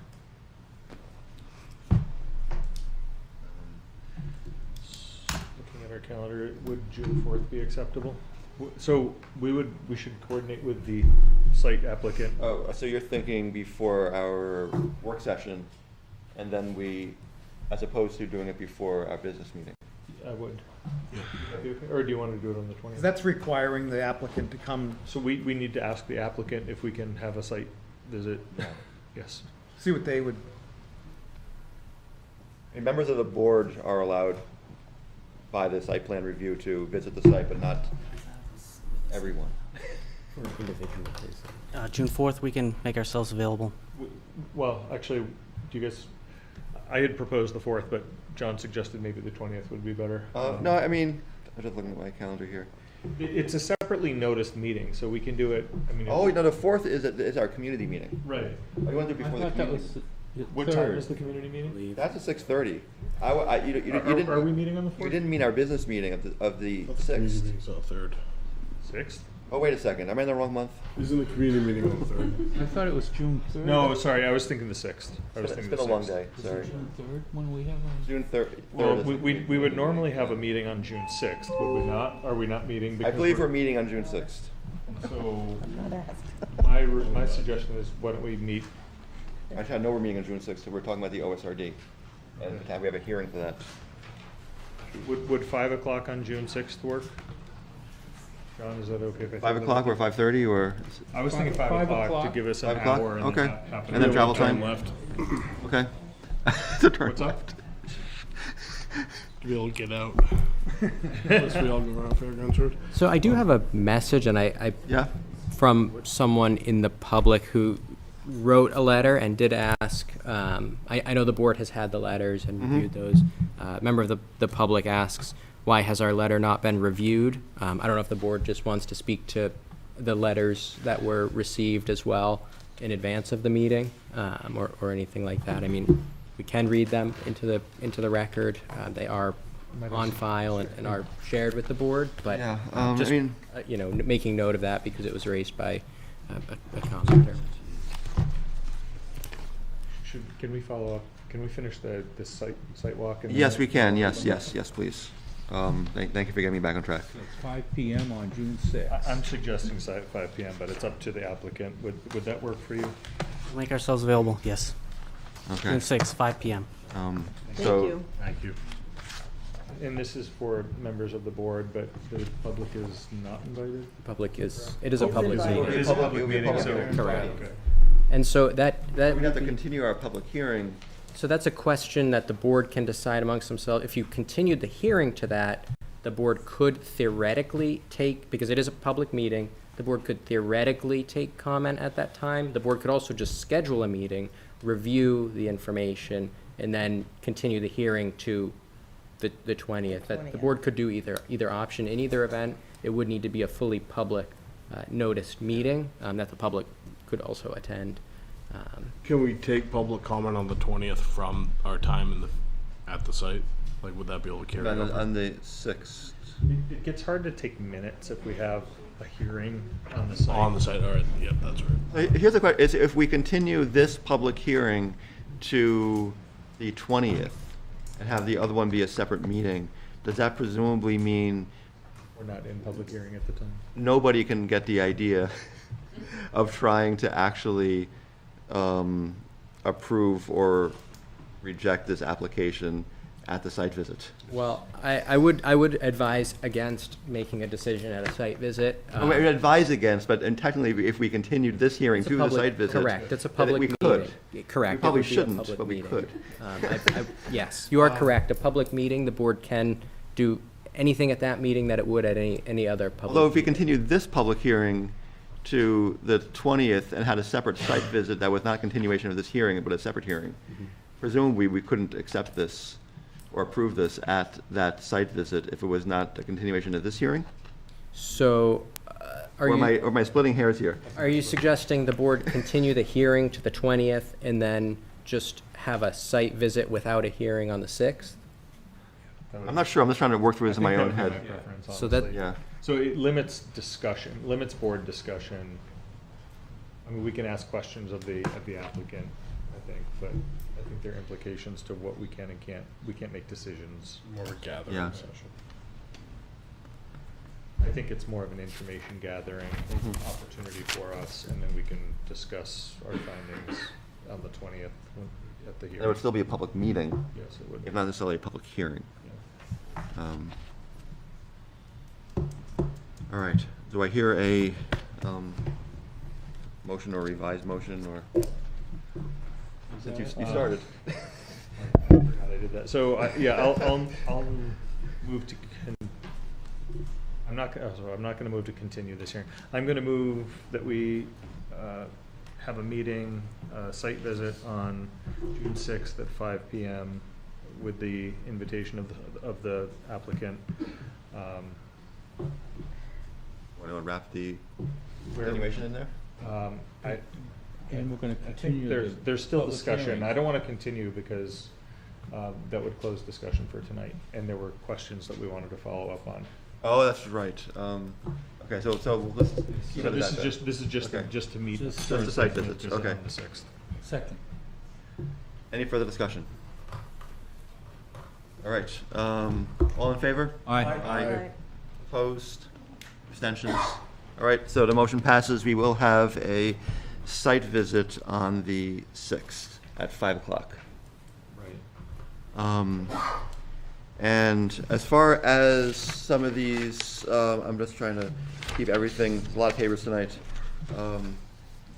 I'm not sure I have enough time to kind of read these into the. So my suggestion, John, if you're Yeah. willing to accept it, we have letters that are part of the record, but if Yeah. anyone who submitted a letter wants to address the board, And we read should their be able letter? to invite them. Yeah, If they or if want- anyone to online speak wants to it us. read. Yeah, fair enough. So if anybody who did submit a letter would like to address the board or read their letter, and if not, we are continuing probably our hearing and can address some of these issues in the letters more closely at our next hearing as well. So, Joseph, we received a message, you said. Do you want to invite that person to speak? Yeah, this is from Dennis and Florence Gerard, that sent this message, and they are one of the folks who submitted a letter. I'm not sure if they're present on Zoom at this point or not, just that they asked. Oh, there it is. Asked about the status of their letter. I have a copy of it. So we all have copies. I mean, I can take 5 minutes and read it into the record if we want. Your call. I'll just take a couple minutes to do that. Thank you. So to the Plymouth Planning Board and Mr. Perez, we are abutters to the 12 Smith Bridge Road proposed project. We are a home on Fairgrounds Road and have 47 acres across the Baker River from this project. We would like the Planning Board to take a look at the potential traffic problems that could occur at the intersection of Smith Bridge Road and the proposed exit for the hotel's parking lot. In its discussion of site distance, does the traffic study take into consideration the fact that oncoming traffic traveling west will have just completed a significant curb in the road on Smith Bridge? It's not just the distance, but also the angle of this traffic. The number of vehicles traveling west in that direction past the hotel entrance is significant at peak times. If we read the traffic report correctly, it appears that 79 to 90 vehicles are turning onto Smith Bridge Road from Route 25 during peak hours. The volume of traffic is compounded by the speed that these vehicles travel, especially during the evening rush hour. Furthermore, vehicles exiting the parking lot to cross Smith Bridge Road heading to Route 25, especially when there is queuing on Smith Bridge Road, will be tempted to position their vehicles on the road in order to gain access to the line of traffic. Possibility for a crash could result. It is my understanding that this exit on Smith Bridge Road will potentially also be used for any subsequent development on the remaining parcel of land, thereby compounding the problem. Wouldn't it be safer for this project to have an entrance exit on Route 25 and that this requirement be made at the time of this initial application? Granted, it would likely require the addition of a few more acres to the subdivision and a longer driveway to the parking lot, but the safety and lives of our residents and visitors would be assured. Thank you for your consideration and our thoughts. Yours truly, Denise and Florence Gerard. Dennis. Hello. Yeah, no practice has started. If you're on Zoom practicing piano or something, you might want to mute yourself.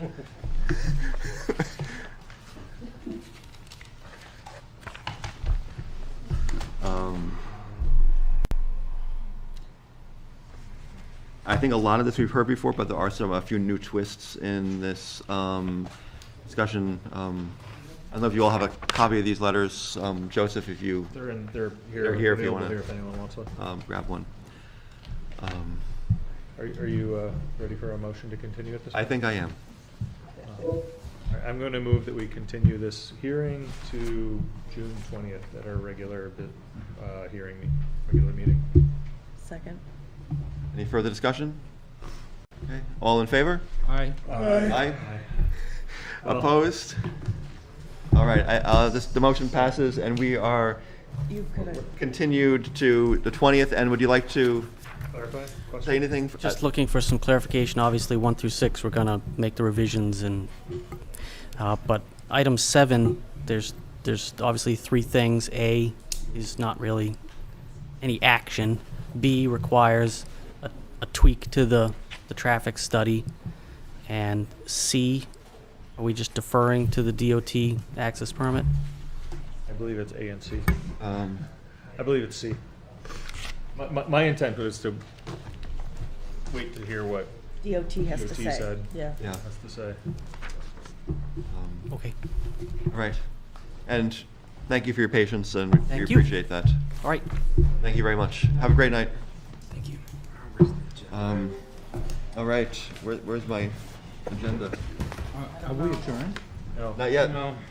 Still 6, 7, 8, 9. Is the public hearing closed? Well, the public hearing's closed, or continued. Yeah, continue. Yeah. You can All right. Still in session. Yeah. Agenda items? So if you'd like to grab any paperwork, you may. We are still in session, but feel free to take Do anything. you have a contact card? Oh, okay. All right. I just wanted to know So Joseph, if we could reach her. do we have any informational or pre-application reviews? None that have approached me at this point, no. Okay. Unless there's anybody on Zoom. Other business from members of the board and planning staff. We've already talked about our June 3rd meeting a bit. Thank you for the reminder. It's also worth noting that the HOP program has been renewed, and it's going to be potentially around 2.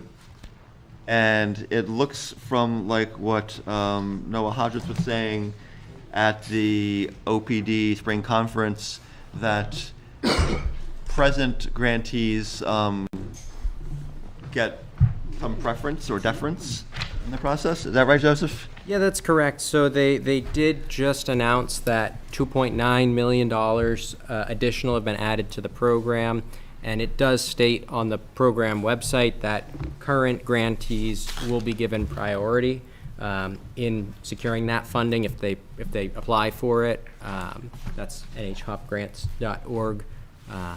But yeah, so that is something. There is no application out for it yet, but they have announced that one will be coming out shortly, and then that is a criteria they will be looking at. So we could kick this off to our business meeting. I don't know. We probably need eventually a motion from the board to actually do that. It's been a long night. And since the application is not even out yet, we can probably kick that off to our next business meeting. Are there public comments not related to any of these applications? Frank left. I'm not sure if this is the appropriate venue for this, but if I want to address some of the zoning concerns, is the best way to do that to look at, for example, all of where Joseph sent me to the table and come to you prepared to speak in detail about those specific things that I want to see change in some way? So I would say, we're having a community meeting for housing, Right. which is more specifically housing related. Right. But on some level, any kind of economic development and zoning, it all gets kind of tied in. Yep. And my understanding of the next phase of the HOP might even be a little bit broader. Okay. And so we'll have some, I'm not sure if I'll station the specific questions. We're going to have some specific activities at that community meeting. Yeah. But typically we also have a kind of more open time for discussion. And it might be a good time to bring some of that up. Okay. Other than that, if you're looking for a planning board meeting just to address the planning board and talk to us, Yeah. I would aim for our work sessions rather than our business meetings, Okay. which are the first Thursday of the month. Oh, okay. As opposed to coming to a meeting like this, Yeah. where we might be a little Preoccupied with taxed here. with other Yeah, stuff. I understand.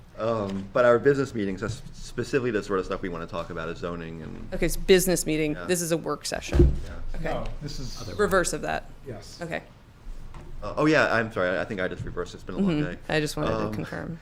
And if you have a depending on how much you want to say, you can even contact myself or Joseph first to let us know you know, Sure. want to speak. What, prepare Yeah, you? go ahead. We all started as concerned citizens. I'm sure you did. There are opportunities for alternates on the We do have planning one board. alternate And they're spot. always looking for places on the board. 3 years. 3 years It's sitting in not the the audience. it's not the first time I've heard it. Yeah, I'm considering. Good call. We can certainly take public comment, though. Okay. And we can certainly take new alternates. Okay. How do I even do that? I don't even know. Write a letter to the select board. Write a letter to the select board. Okay. Zoning's Expressing your looking for interest. help too. They're looking for members. The laughter in the back is really good. Don't talk too loud. You might get called to serve yourself. Yeah, I hear that. Yeah. Well, thank you all so much for your time and your patience and your endurance. Thank you. Thank you. Thank you. Well, attending this meeting is a start. I went to all the housing meetings so far. Yeah. They're really great to be part of. Okay. Yeah. So I'm ready to just sit here for a few more. I would like to commend John on getting us through a meeting. Yeah. It was a busy one. Thank you, John. Thank you, And Mr. Joseph, too. Thank you. Doing an excellent job. Are you looking for another motion? I don't need one. We can Make a sit here for motion a while. to adjourn. Anyone? I'll second. I don't know why nobody wants to Can we do have a that. discussion? No, you actually can't. It's non-debatable. It's actually not debatable. Motion to adjourn is non-debatable. That's true. All in favor? I only vote nay. We are adjourned. Have a wonderful night. Thank you, everyone, for sticking in there. Oh.